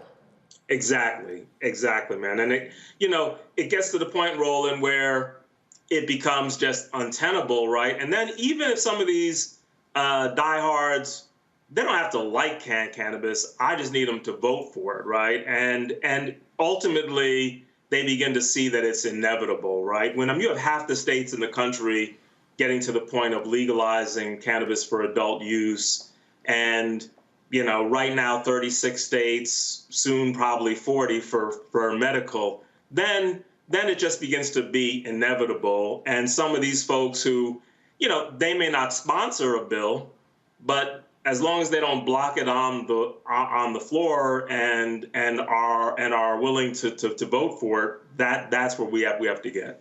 Questions. First up, Robert. So Senator Sanders during the last campaign or last election said that he would try to decriminalize marijuana via executive order by ordering the Attorney General to deschedule marijuana from being a Schedule I substance to being to kind of circumvent the need for Congress to do so. Why would that still be an option for President Biden if he did come out strongly in favor of decriminalization of marijuana to go through the Attorney General and simply deschedule it? Biden could certainly reschedule it, Robert, but to deschedule it, that will probably take an act of Congress. But again, this is one of those areas where if the president was wanted to flex his muscle, he could, right? We definitely don't want to see cannabis just rescheduled, because as long as it, if it goes from Schedule I, where it is, to like Schedule II, then it's on the same plane with like cocaine, right? So, it may make, some efforts easier, but my fear is that we'll just still continue to see the criminalization of folks of color as long as cannabis is on anywhere on that schedule. Could he instruct the Attorney General and Department of Justice to simply no longer prosecute cannabis or arrest because of cannabis on a federal level? Could he issue pardons or commute the sentences of those who are currently incarcerated on the federal level for cannabis, those sorts of things, just to simply start flexing his muscle, as you said from the executive office? Yeah, Robert, he could do all of that now, right? And we have submitted a letter to the president saying that he should move forward on expungements. There was an effort recently where I know several prominent artists and athletes and others have also urged Biden. But this president hasn't done a damn thing about cannabis. He has said that he believes that it should be decriminalized, but I haven't seen him do anything, taken any steps towards that. And he has a Black economic empowerment agenda, right? And this is an industry which is going to create still another 700,000 jobs, where there's opportunities for Black entrepreneurs to start businesses. there's a need for regular banking so that folks can take advantage of financial services and get bank loans. These are all things that the president could help move, but he hasn't done any of it. Questions, Monique? No, I just wonder if there are any action items for us, things that we can do by way of support, because certainly we can't get done the things that the president is doing, but I know that the public being informed and trying to utilize their voices and their vote would matter here. Just tell us what to do. Sure. Well, Bonnie, I think that in every state, folks should be reaching out to their members of Congress and their senators, encouraging the legalization of cannabis. Folks can always go to the MPP website, mpp.org. We've been around 25 years, responsible for most of the legalization efforts in the country. Folks should definitely lean in on their, Black civic institutions and civil rights organizations. The Urban League, the NAACP, have National Action Network, have all been getting active, and we all can put more pressure on this administration. So those are some concrete things to be done, and just really encourage this president to live up to this part of his campaign promise. DeMario. Yeah, I really appreciate you coming on tonight. I'm here in Oklahoma, so you probably know over the last 2 or 3 years, we've had an explosion of cannabis, medical marijuana here in the state. You can't drive anywhere in any small town, big cities, whatever, you see in cannabis shops. And one of the things, I have a client. Those Republicans in Oklahoma love that cannabis money.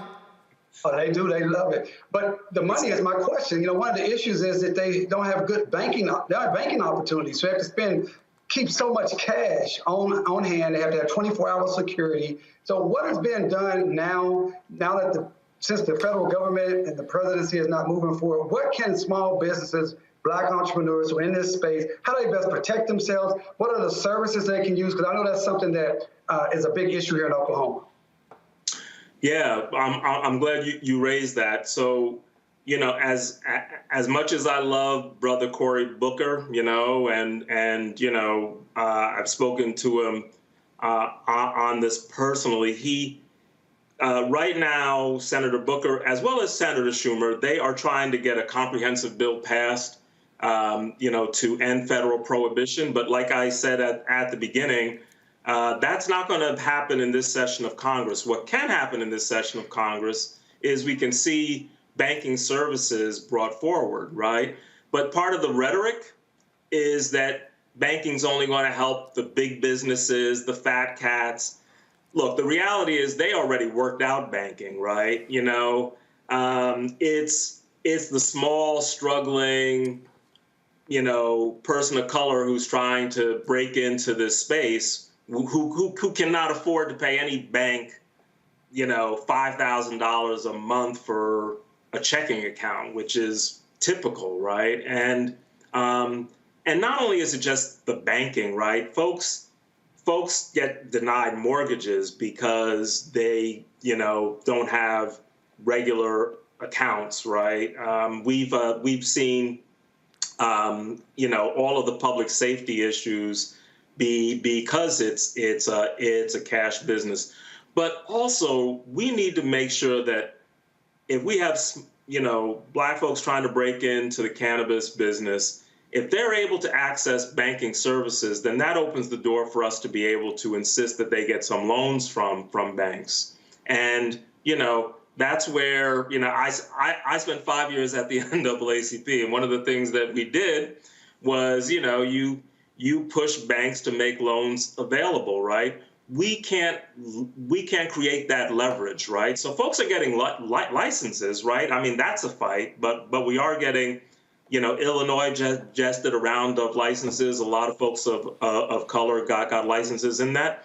But if they can't access capital to actually maintain their businesses, they're going to go under, right? And so banking is real. We have to encourage Senator Booker to see that, right? I am all for making sure that we have comprehensive reform, right? That we see the end of federal prohibition. But the reality is that, you know, these black businesses that are struggling right now, they will not make it another 2 years unless we're able to get banking services. All right.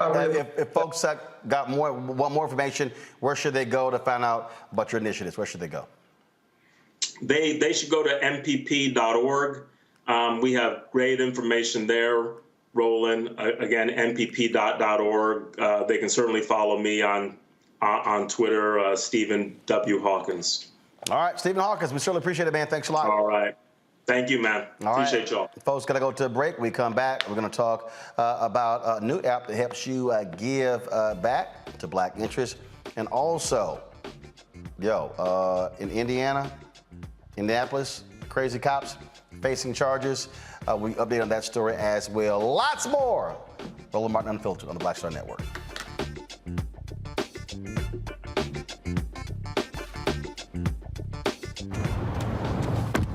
Oh, that spin class was brutal. Well, you can try using the Buick's massaging seat. Ooh, yeah, that's nice. Can I use Apple CarPlay to put some music on? Sure, it's wireless. Pick something we all like. Okay, hold on. What's your Buick's Wi-Fi password? Buick Envision 2021. Oh, you should pick something stronger. That's really predictable. That's a really tight spot. Don't worry, I used to hate parallel parking. Me too. Hey. Really outdid yourself. Yes, we did. The all-new Buick Envision, an SUV built around you, all of you. Once upon a time, there lived a princess with really long hair who was waiting for a prince to come save her. But really, who has time for that? Let's go. Feeling myself. I'm feeling She ordered herself a ladder with Prime one-day delivery, and she was out of there. I'm with some hood girls looking back at it, and a good girl in my tax bracket. Now, her hairdressing empire is killing it. And the prince, well, who cares? Prime changes everything. But I'm back at it, and I'm feeling myself. I'm Shantae Moore. Hi, I'm BB Winans. Hey, I'm Dolly Simpson. What's up? I'm Lance Gross, and you're watching Roland Martin Unfiltered. Now, why can't these white conservative Donald Trump people pay their money back? Pro Football Hall of Famer Brett Favre, one of many who could be facing a lawsuit over alleged misuse of welfare funds. The Mississippi State Auditor's Office is demanding repayment from a list of parties, including the former NFL quarterback, who illegally used a total of $77 million from the Temporary Assistance for Needy Families program.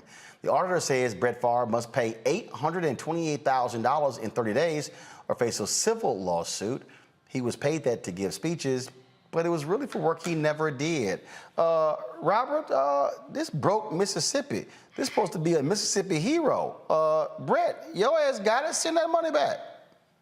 Well, you know, I don't know what Brett Favre's finances are, but I do think this is that place where the GOP always likes to attack, quote unquote, the welfare queens, black folks using social services. Immigrants are coming here to get on public assistance. But when it comes down to it, they are the ones who are taking hundreds of thousands, if not millions often, in any federal program. We saw big businesses exploiting the PPP program. We saw them exploiting the EIDL program. We see the government subsidies that go to large farms and agricultural producers and oil producers. So I think that when we're having these arguments, particularly about this human infrastructure bill, the $3.5 trillion bill, we have to note that if you're scared of, a little kid getting more health care or old people being able to get glasses and dental services, and you're talking about we need to cut the budget and cut spending, we have to start by cutting out some of this fraud, waste, and abuse that we see from many of these Republican supporters. So, Monique, I saw you rolling your eyes when Robert said he don't know about his money. Yeah, I saw you. You like, about his pocketbooks. You got something to say about this? His money is longer than the people they were ripping off. I mean, it's a grift. It's a grift. And because he received one. Here's what the story here says, Monique.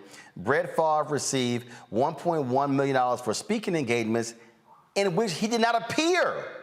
He repaid $500,000 of that money with a commitment to repay the remainder in installments over the next few months. So he not only they got the wrong money, he didn't even give the speeches. Do you want me to explain how differently that would go if it was one of us on this panel? Sure. Sure. Explain away.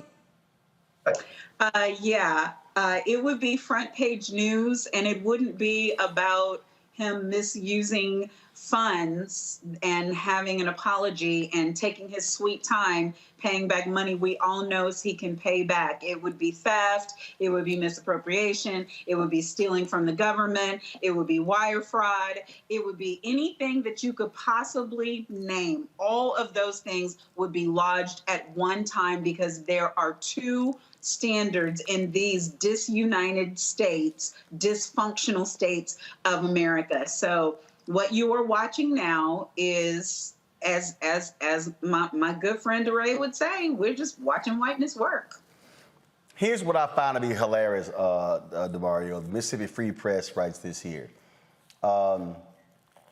White said Favre accepted the money for speaking engagements that he never attended for Families First for Mississippi, one of the nonprofits involved in the alleged scheme. The football star has said he did not know the funds were illegal when he accepted them. Okay.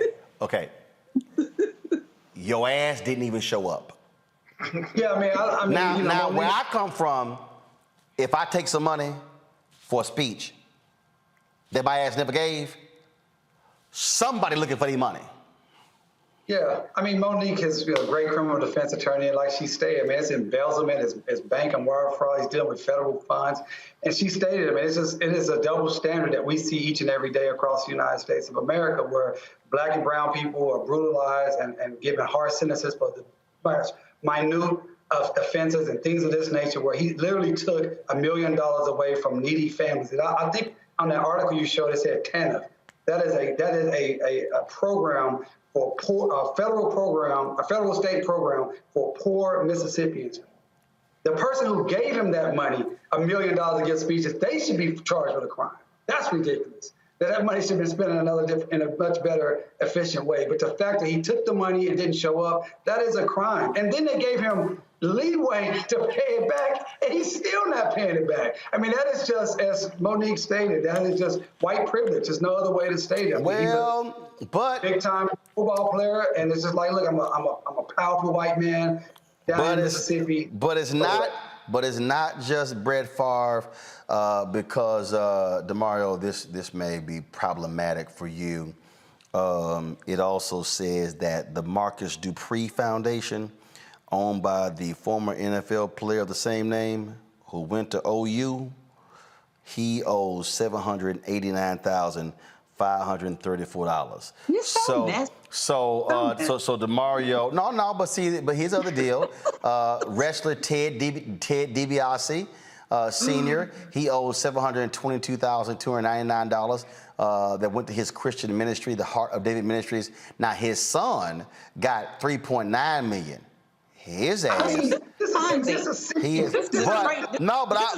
all I'm saying is, DeMario, you might want to call the former star at your alma mater, OU. He might need your legal help for the $700,000. So I'm just saying. It's not like he ain't got no money. Well, this is the thing. He's not going to get the same benefit of doubt as Brett Favre. I mean, all seriousness, if you're taking government money. Actually, you're wrong. No, you're wrong, because according to the story, all of them have 30 days to pay that money back or face civil suit. So I'm just saying, you always touting OU. You might want to help I'm just saying, I mean, if it was a Texas A&M Aggie, I might be offering my assistance, but I'm just saying, you might want to do that with your little OU people. All right, y'all, I got to go to a break. When we come back on Roland Martin Unfiltered, we're going to talk about a GiveBlack app. And so that's what happens. Those people who go to OU, they can't really pay their debts. They talk a lot of trash during football season, but that's one of the things that happens. And so, I know you got your little cute-ass little OU helmet back there and your football, but why don't you little OU former football players pay your damn debts? That's what you might do.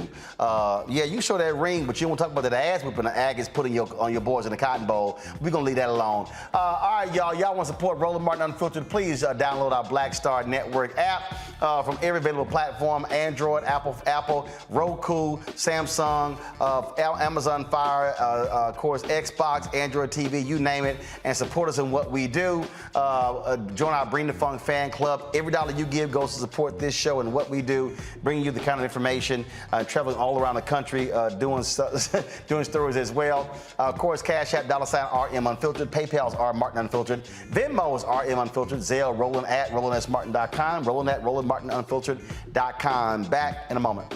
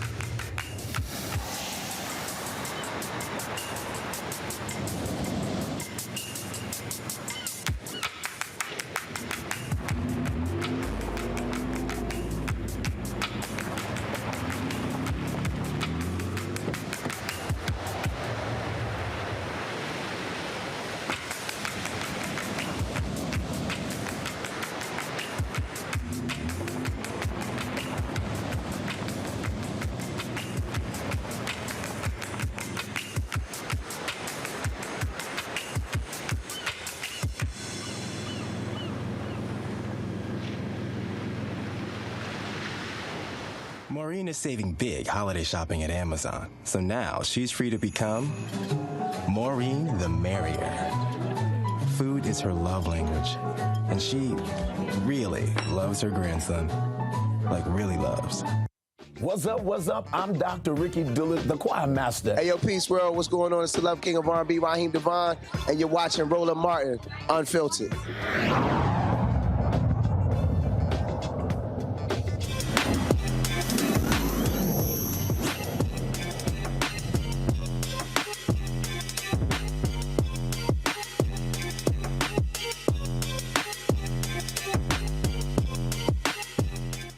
All right, a Black-owned company is making it easier for you to crowdfund and support Black-led organizations. The GiveBlack app is designed to help organizations find donors through a simple 3-step process.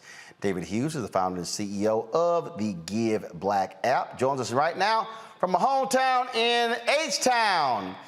You see I'm repping the Astros, so that's how we do it. Those folks from Oklahoma, they typically cheer for the Texas Rangers. They suck, but it's all good. Robert, are your Braves still? Your Braves are going to the AL Championship Series. Yeah, we're in the National League. We're in the NLCS. Yeah, we ain't got steel signs either. Okay, gotcha. But y'all still suck. But it's all good. All right, let's talk about it, David. Explain the app. Well, first I want to say thank you for having me on here in 06 to the good bros. Oh, I'm sorry. We got a fellow alpha. I'm sorry, DeMario. As usual, you don't have that kind of greatness in your fraternity. We rarely feature any Omegas who have their own apps because that requires you keep inviting me back. because that requires knowledge. All right, David, go ahead. Yeah, so what we wanted to do with GiveBlack was to create a one-stop shop, one, to make people aware of services of organizations that are provided in our community that need additional support. And then 2, we want to be able to support said organizations that need our support. So the research shows that majority of Black nonprofits and organizations spend the majority of their money just keeping the lights on, having employees and looking for government grants. So they do need additional support. So essentially, what we created was a GoFundMe for organizations, not necessarily people. So as long as your organization is doing work in the Black community, is Black-led, we want people to be able to find out about your services and 2, fund said services. All right. And so how does it work? You see a 3-step process. What does that mean? So it's free to download on Apple or Google Play. And all you have to do is download it, sign up for your organization. Once we vet your organization, you'll be approved, and then you'll be able to start receiving funds within 48 hours of approval. Gotcha. So again, let's say that Marcus Dupree Foundation got to give some money back, and so y'all able to help them raise some funds to pay Mississippi back. Is that how it works? Yes, but that's why we have a 48-hour process so we can vet our organizations. So one thing about us is we focus on organizations and not individuals because we believe in empowering the community. You need to focus more so on organizations, and there's other technologies that focus on individuals, but we're more so organization-based. So churches, nonprofits, your show, anything that wants to produce things that can be beneficial to the Black community, we want on the app, and we want people to have a one-stop shop to promote and give Black, and not only, you know, just for a day of giving, but year-round. All right, then. Questions, Monique? Why do I always have to go first? Fine, Robert. When you say you're working with organizations, who are some of the organizations you're working with thus far? And if they do want to get involved, how do they contact you, and how can they find out more information? So if they want to contact us, they can contact us at any of our social media, which is GiveBlack app. You can go to our website, which is GiveBlackApp.com. Currently, we have a former NBA player, George Lynch.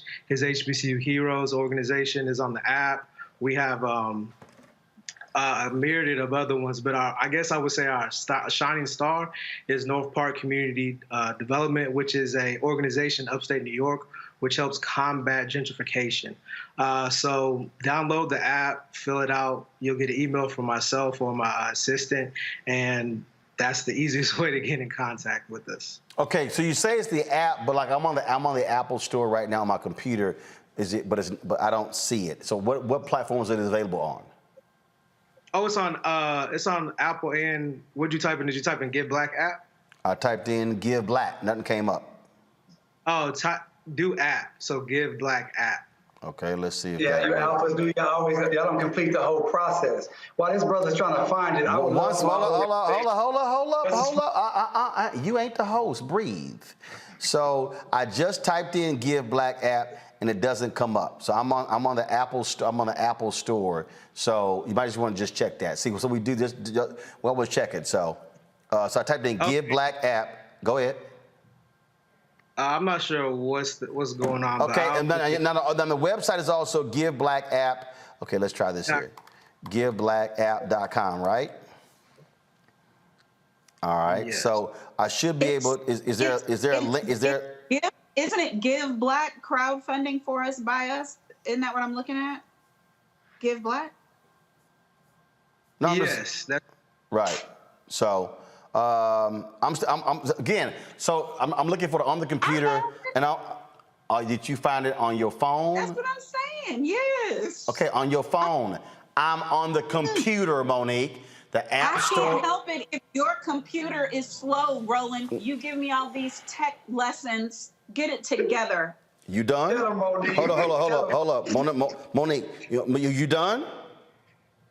You ready for hashtag team whip that ass to show up? Just act like it never happened. So Monique, let me explain something to you since you want to be a smart ass on the show. The reality is there are the different apps for computers than also for your mobile device. So there are some apps that you can buy that are computer-based that you can't buy with the phone. So all I'm doing is checking. So I'm not able to pull up on the computer, but I can pull up on the phone. But since you want to be a smart ass about it, you just go ahead and get checked. All right, go ahead, DeMario. Go and ask your question to David. Well, I was just going to say, would love for my organization, Justice for Greenwood Foundation, which is working a national organization for truth, justice, and reparations for the 1921 Tulsa Race Massacre. What is the verification process? We are a 501c3, justiceforgreenwood.org. Anybody want to connect with us and help us get reparations for our 3 known living survivors? What's the verification process for an organization to become on your platform as someone that you verify that they were a good steward of the funds that we will be able to raise? Yes, that's a great question. So we look for a historic or current mission to serve underserved communities or a Black organization. So as long as that's your mission, we see there's nothing fishy going on, you will be approved. All right, good deal. So we just reach out to you through the GiveBlackApp.com, and we'll connect with you guys. That sounds fantastic. We would love to do that, particularly with Giving Tuesday coming up. That's something that our organization is gearing up for with the Justice for Greenwood Foundation. So definitely look forward to connecting with you on that. Absolutely, sounds good. And who says alphas and Qs can't work together? Oh, hell no. Well, first of all, somebody got to employ them. So I get it. All right. So hold on before you do that. So David, here's the issue. Go to my computer. So I went to your website. and I clicked right here. You see how it works. Let's see how it works. Then when I click download from the App Store, then it takes me to the App Store preview. When I click view in the Mac App Store, what happens is it comes up and it actually says it's not compatible with this device. So it says that the app that's on your website only works for the iPhone. So I'm only saying that because if somebody out there tries to use it from their computer. So I definitely pulled it up on the iPhone, but the version for the computer is not working in the App Store. So just want to let you know that. Okay, thank you for notifying us. All right, I appreciate it. Not a problem, not a problem. So we always go through that thing. All right, so who has some, Monique, you have something extra you want to add? Yes, it's my turn.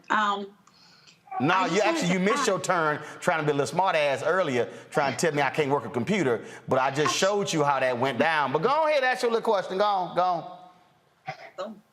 It's just so much hostility. I'm wondering, because I believe the name of the organization we was covered by Roland once before was HBCU Change, maybe, or something like that, whether you're aware of each other with similar functions, but could perhaps assist each other along the way, because their giving is specifically dedicated to HBCUs, and yours is dedicated more to Black organizations generally. But what I appreciate is that we're all doing more things. But what I love more than that is when we collaborate. So I don't know if you had heard of them or not, but it's HBCU Change. No, I have not. Right, Roland? Is that the organization? Wasn't it HBCU Change? You did that segment on them? I don't know. That's so long ago. I'll look it up. Well, Monique, we'll look into it, and hopefully we could do something to cross collaborate. And if you know them, please put me in contact with them. Yeah, it's HBCU Change. That's what it is. All right. Again, David and folks out there, man, look, we do a lot of segments. I don't remember all of them, okay? Good luck with the app. It is the GiveBlack app. Folks, you can pull up on your iPhone. David, they're going to work on it, pull up on the computer. But folks, check it out. And please support the folks who are doing some great work. David, thanks a bunch. Always glad to see alphas handling their business. And yes, we do have mentoring classes for Omegas, Kappas, Iotas, and Sigmas. I appreciate you. I appreciate it, even those from Oklahoma. All right, y'all, real quick break. I'll come back with our final two stories. Roland Martin Unfiltered on the Black Star Network. That spin class was brutal. Well, you can try using the Buick's massaging seat. Ooh, yeah, that's nice. Can I use Apple CarPlay to put some music on? Sure, it's wireless. Pick something we all like. Okay, hold on. What's your Buick's Wi-Fi password? Buick Envision 2021. Oh, you should pick something stronger. That's really predictable. That's a really tight spot. Don't worry, I used to hate parallel parking. Me too. Hey. Really outdid yourself. Yes, we did. The all-new Buick Envision, an SUV built around you. All of Betty is saving big holiday shopping at Amazon. So now, she's free to become Bear Hug Betty. Settle in, kids. You'll be there a while. Ooh, where you going? What's going on? This is Tobias Trevelyan. Hey, I'm Amber Stevens-West. Yo, what up, y'all? This is Jay Ellis, and you're watching Roland Martin Unfiltered. In Georgia, black high school students get suspended for planning an anti-racism protest. Students at Coosa High School waved a Confederate flag during a school spirit day. In response to the overt racism, students planned a protest consisting of Black Lives Matter and LGBTQ flags. Well, the administrators refused the request and suspended the black organizers. The white and Latino student organizers were not. Parents claim their children endure racial comments and slurs in school and will miss homecoming due to these suspensions. Black students have the highest rate of suspensions in the school district. Robert, what the hell's going on in your Georgia? And look, I keep trying to tell y'all, you leave 285 and you're going back to Mississippi burnings. And it's predominant throughout the state. You still have a very Confederate mindset. I would recommend for those parents, if at all possible, to take your students out of that school and put them into a nearby school district if it's a possibility. But at the same time, you have to look at your school board elections. You have to be engaged with the administration and also the administered statewide to ensure that these stories are coming to light, and you try to get those people out of power who think that they can simply continue to subjugate young people for exercising their constitutional rights and supporting this Confederate mindset which still exists within the state. Sounds like they need a lawyer, Monique. They need that and some more stuff. Listen, the thing about it, though, is everything isn't a legal solution. These parent boards need to become more active, because the same way I say you can sue and get wrongful death money, but it doesn't bring your child back, you can sue civilly, much more severe, but you can sue civilly because the kids got suspended, they missed homecoming, it affected a mark on their transcript. They don't get those experiences back. People have to be active and proactive on the front end, so they're not calling, the DeMarios of the world on the back end of these circumstances. If you know you're in a district like that, and I agree with Robert, get out, just straight out the movie, get out. But sometimes you can't. And so there has to be somebody there that defends them and defends their right to be there and to be a full expressive human being in that circumstance. I applaud these children for their efforts, and I hope that people in the surrounding areas have their back. All right, then. In Missouri, murals that have been in a courthouse for nearly 30 years are being removed after much outrage. In the Boone County Courthouse, murals show an attempted lynching and a white man pointing a gun at a Native American. The county commission voted to have them removed and safely stored away. Installed back in the 1990s, the artwork shows scenes from Columbia, Missouri from the late 19th century. DeMario, the 1990s? Did nobody realize in the 1990s that don't make any sense? Well, I just would like to know, is this depicting something that actually happened? Are they showing the truth about these particular white men, murdering black people and Native American people? I like to have more context about it. What was this actually depicting? Or is this someone just saying, look, I just think this is what I want to have happen? Because maybe this is something people need to know. They need to see this information. So it is shocking, but it's shocking that these things actually occurred. So that's what it would be good for me to have more context of what this was actually about. Well, again, what you find here, folks, is always something that's crazy, such as this in Indianapolis, where a police officer is being charged with 2 felonies after stomping on a handcuffed man's head. Folks, roll the video, please. Officers were called for reports of Jermaine Vaughn allegedly being loud and disorderly. Well, this Sergeant, Eric Huxley, is facing charges of official misconduct and battery with moderate bodily injury. Go back to the video, please. This is a statement I'm going to read from the Indianapolis Metropolitan Police Department. They have condemned the officer's action, and they are recommending his termination. The Department of Justice is also investigating the September 24th incident to determine if federal laws were violated. The statement reads, the sergeant's actions do not represent Indianapolis Metropolitan Police Department's values or community expectations of its police department. My thoughts are with the victim and the officers who do what's right every day. Chief Randall Taylor did the right thing and took swift and certain action. Keep rolling the video. This is one of those things that, again, DeMario, we constantly see this crap, how these officers behave. Yesterday, we showed a video earlier this week of a Georgia police officer stomping on the head of a black man who was detained, and it's problematic when we have to show these videos, but the reason we do is because we keep reminding these folks, stop this there are a few bad apples crap. This is the stuff that's inflicted on black people on a consistent basis by these cops. And this is also why the body camera footage is also important for every law enforcement officer. Roland, I look at these type of videos on a daily basis, and it's still so infuriating. It reminds me of a case I had with a young man named Joshua Harvey, who was connected by the police in a similar situation, tased 27 times, and eventually killed. This is preposterous. all of these officers should have been immediately arrested. The guy who kicked him and all the other officers that allowed it. I do want to give kudos to the chief because according to the story, they actually did this internal investigation themselves and called this type of BS out. They should be prosecuted to the fullest extent of the law. The look on this brother's face when he was kicked, his teeth, I don't know if his teeth was knocked out. I'm just pissed off. I'll be honest with you. I hadn't seen the video yet.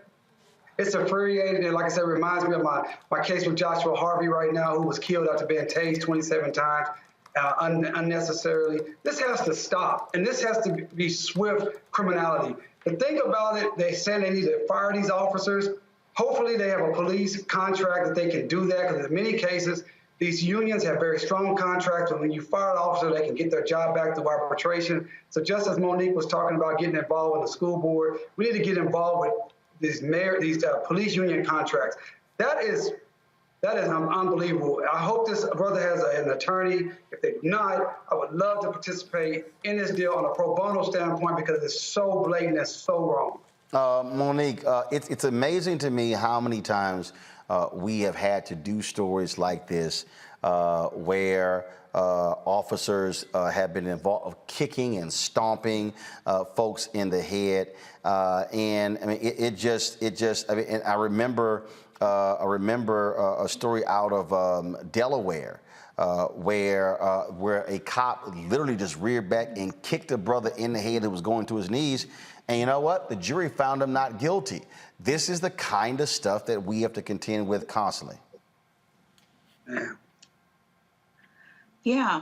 And he's already been restrained. He is on the ground at the point that he was kicked. He was assaulted and battered in response to him using his mouth, because what is expected of us in the face of law enforcement is that we bend and we bow and we kowtow and we yes massa to whatever it is they're doing, rightful or wrongful, and that we do not speak. It is not against the law for us to speak back. It's not against the law, frankly, for us to cuss the officers out. They're the ones who are supposed to be trained in restraint, and you do not get to use physical force in response to a verbal assault, even if you feel like you're assaulted. You're the one who's supposed to be the officer. So they should be fired, certainly, but they absolutely should be charged. And this is just like the story from a few days ago, I guess when we had Senator Bradford on the show Monday a week ago, when he talked about the duty to intervene laws that are being passed in up to 42 states now. In the absence of the George Floyd Justice and Policing Act, these states are acting. And what those officers did by allowing him to kick him and them not intervening, it would not just be his legal jeopardy, criminal legal jeopardy, it would be theirs. So we need every person, unfortunately, to see this. I recoiled every time I looked at it, and I've seen a little bit of everything, and it never gets to the point where I'm jaded, where when I look at it, it doesn't bring tears to my eyes. But we need that legislation. In the absence of this Senate doing what they're supposed to do on the George Floyd Act, we need that legislation everywhere, so we are sure that they will be held accountable. Well, I'll tell you, Robert, this is the video that I was talking about in Delaware. Monique's point about what happens here in terms of you should not be using physical force after you stop someone. Here's a brother right here in this video. See, he's going down to the ground. Watch this. He's literally kicked in his head. That went to trial, and that officer, a jury, found him not guilty in 2015. And Roland, the worst part is, where I'm at here in the office at the Rainbow Post Coalition headquarters, getting ready for our conference tomorrow. Less than 50 feet away, there was a video a couple months ago of a woman who was handcuffed and officers kicking her in the head. That's how officers act when they know they're on video, when they know they have a body cam on, or that there's the dash cam video. So imagine the countless numbers of people who are experiences that aren't on film. They do not have that non-biased witness, or where the video does exist and suddenly has been suppressed or has not been released by the police departments. This is why that federal legislation is so important. This is why having an empowered Department of Justice to handle civil rights issues is important. This is why we cannot simply say that it can't be done. We got to keep fighting like hell for it, because our people are being beaten, shot, and killed on a daily basis. And we're not going to take no for an answer again. I think it'll be hell to pay at the ballot box in 2022 and 2024 if they can't get it done. Well, again, we're not going to ignore these stories. They absolutely matter, and it's certainly important. Because again, bottom line is this, folks, what we're dealing with is pure craziness that happens in this country. And people keep saying, a few bad apples. Is amazing how many times this actually happens. And so we cannot ignore it. All right, folks, we did lose one of our elders who now transitions to an ancestor. Timio Black Jr. out of Chicago died today at the age of 102. He was one of our most significant historians. Those folks, of course, in Chicago know his story well in terms of being a history maker himself. He was a civil rights activist as well. He was a griot of the Chicago community. Again, he passed away today. He had been in hospice care for the last few days, and he was taught, of course, in Chicago public schools.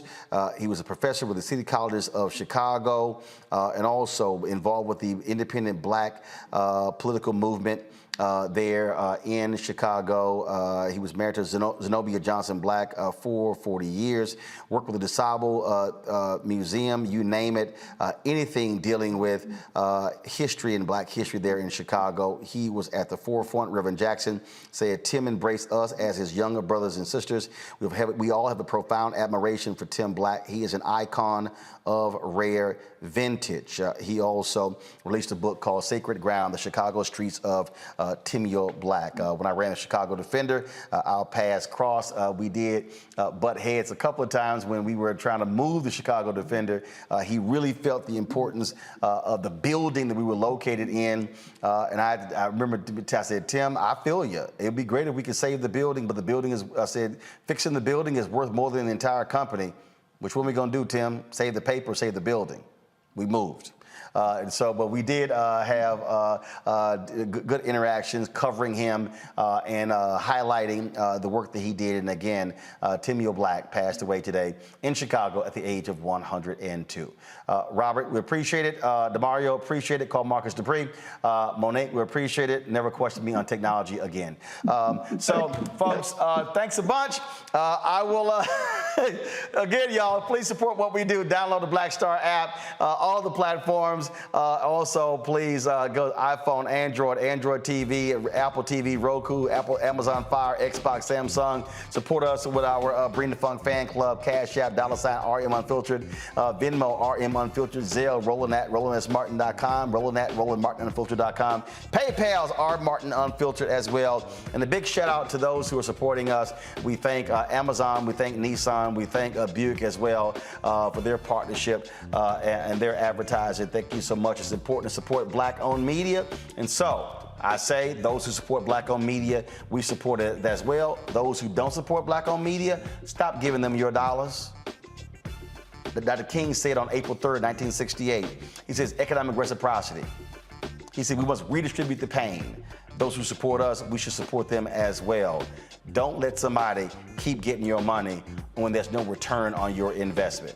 I'll see y'all tomorrow right here on Roland Martin Unfiltered on the Black Star Network. Also, go Astros. Holla!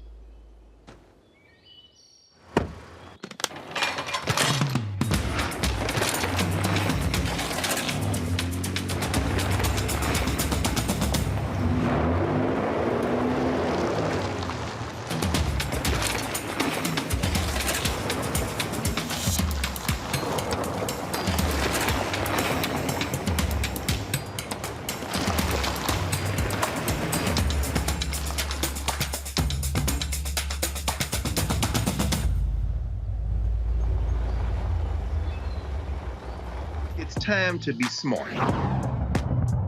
Roland Martin's doing this every day. Oh, no punches! Thank you, Roland Martin, for always giving voice to the issues. Look for Roland Martin in the whirlwind, to quote Marcus Garvey again. The video looks phenomenal, so I'm really excited to see it on my big screen. Support this man, Black Media. He makes sure that our stories are told. See, this difference between Black Star Network and Black-owned media and something like CNN. I got to defer to the brilliance of Dr. Carr and to the brilliance of the Black Star Network. I am rolling with Roland all the way. Honored to be on a show that you own. A black man owns the show. Folks, Black Star Network is here. I'm real revolutionary right now. Roland was amazing on there. Stay black. I love y'all. I can't commend you enough about this platform that you've created for us to be able to share who we are, what we're doing in the world, and the impact that we're having. Let's be smart. Bring your eyeballs home. You can't be Black-owned media and be scared. You dig?